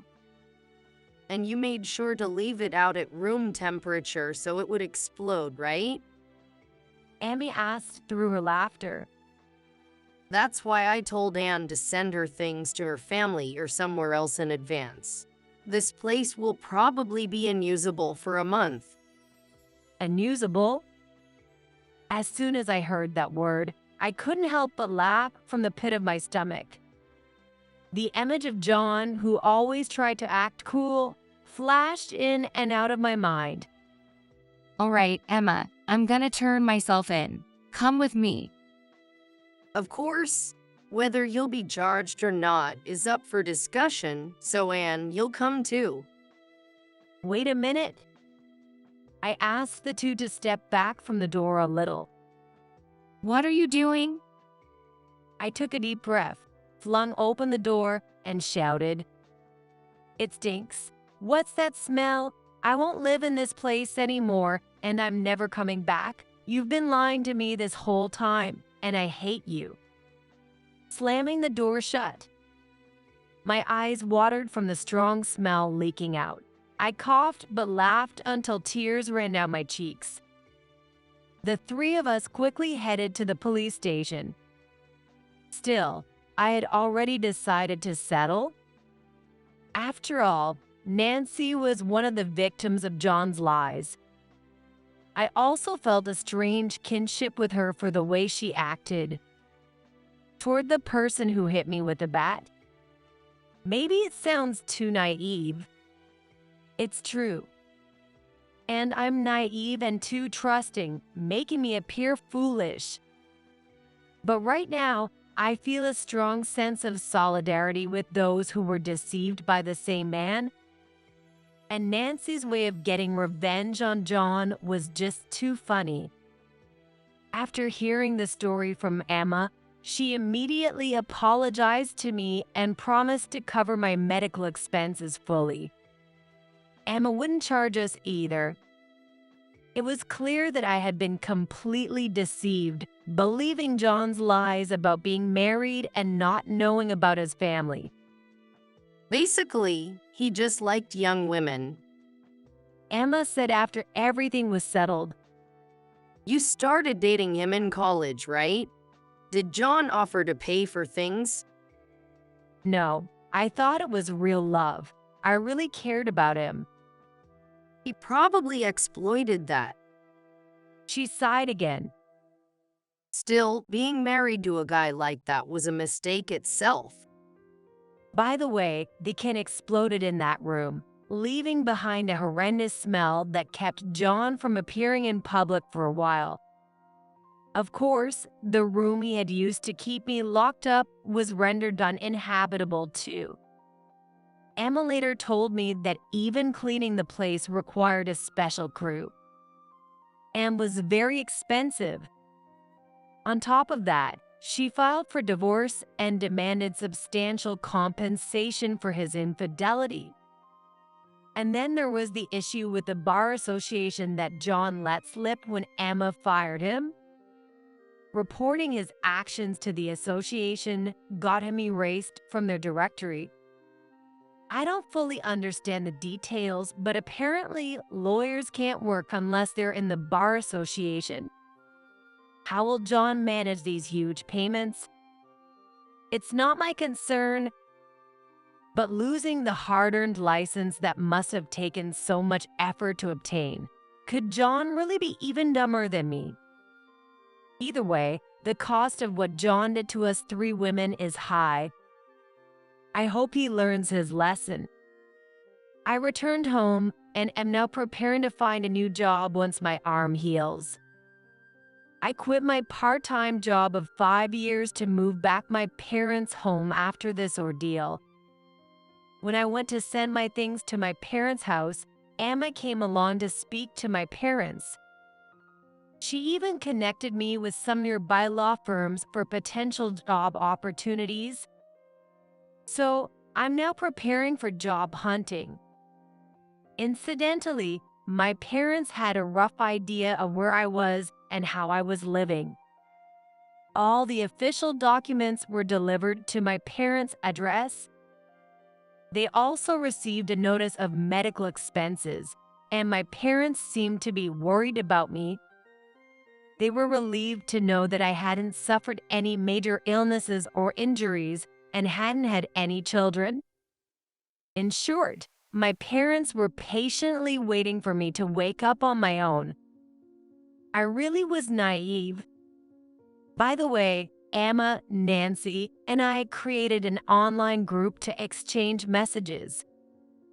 We also plan to celebrate with a dinner together once I find a new job.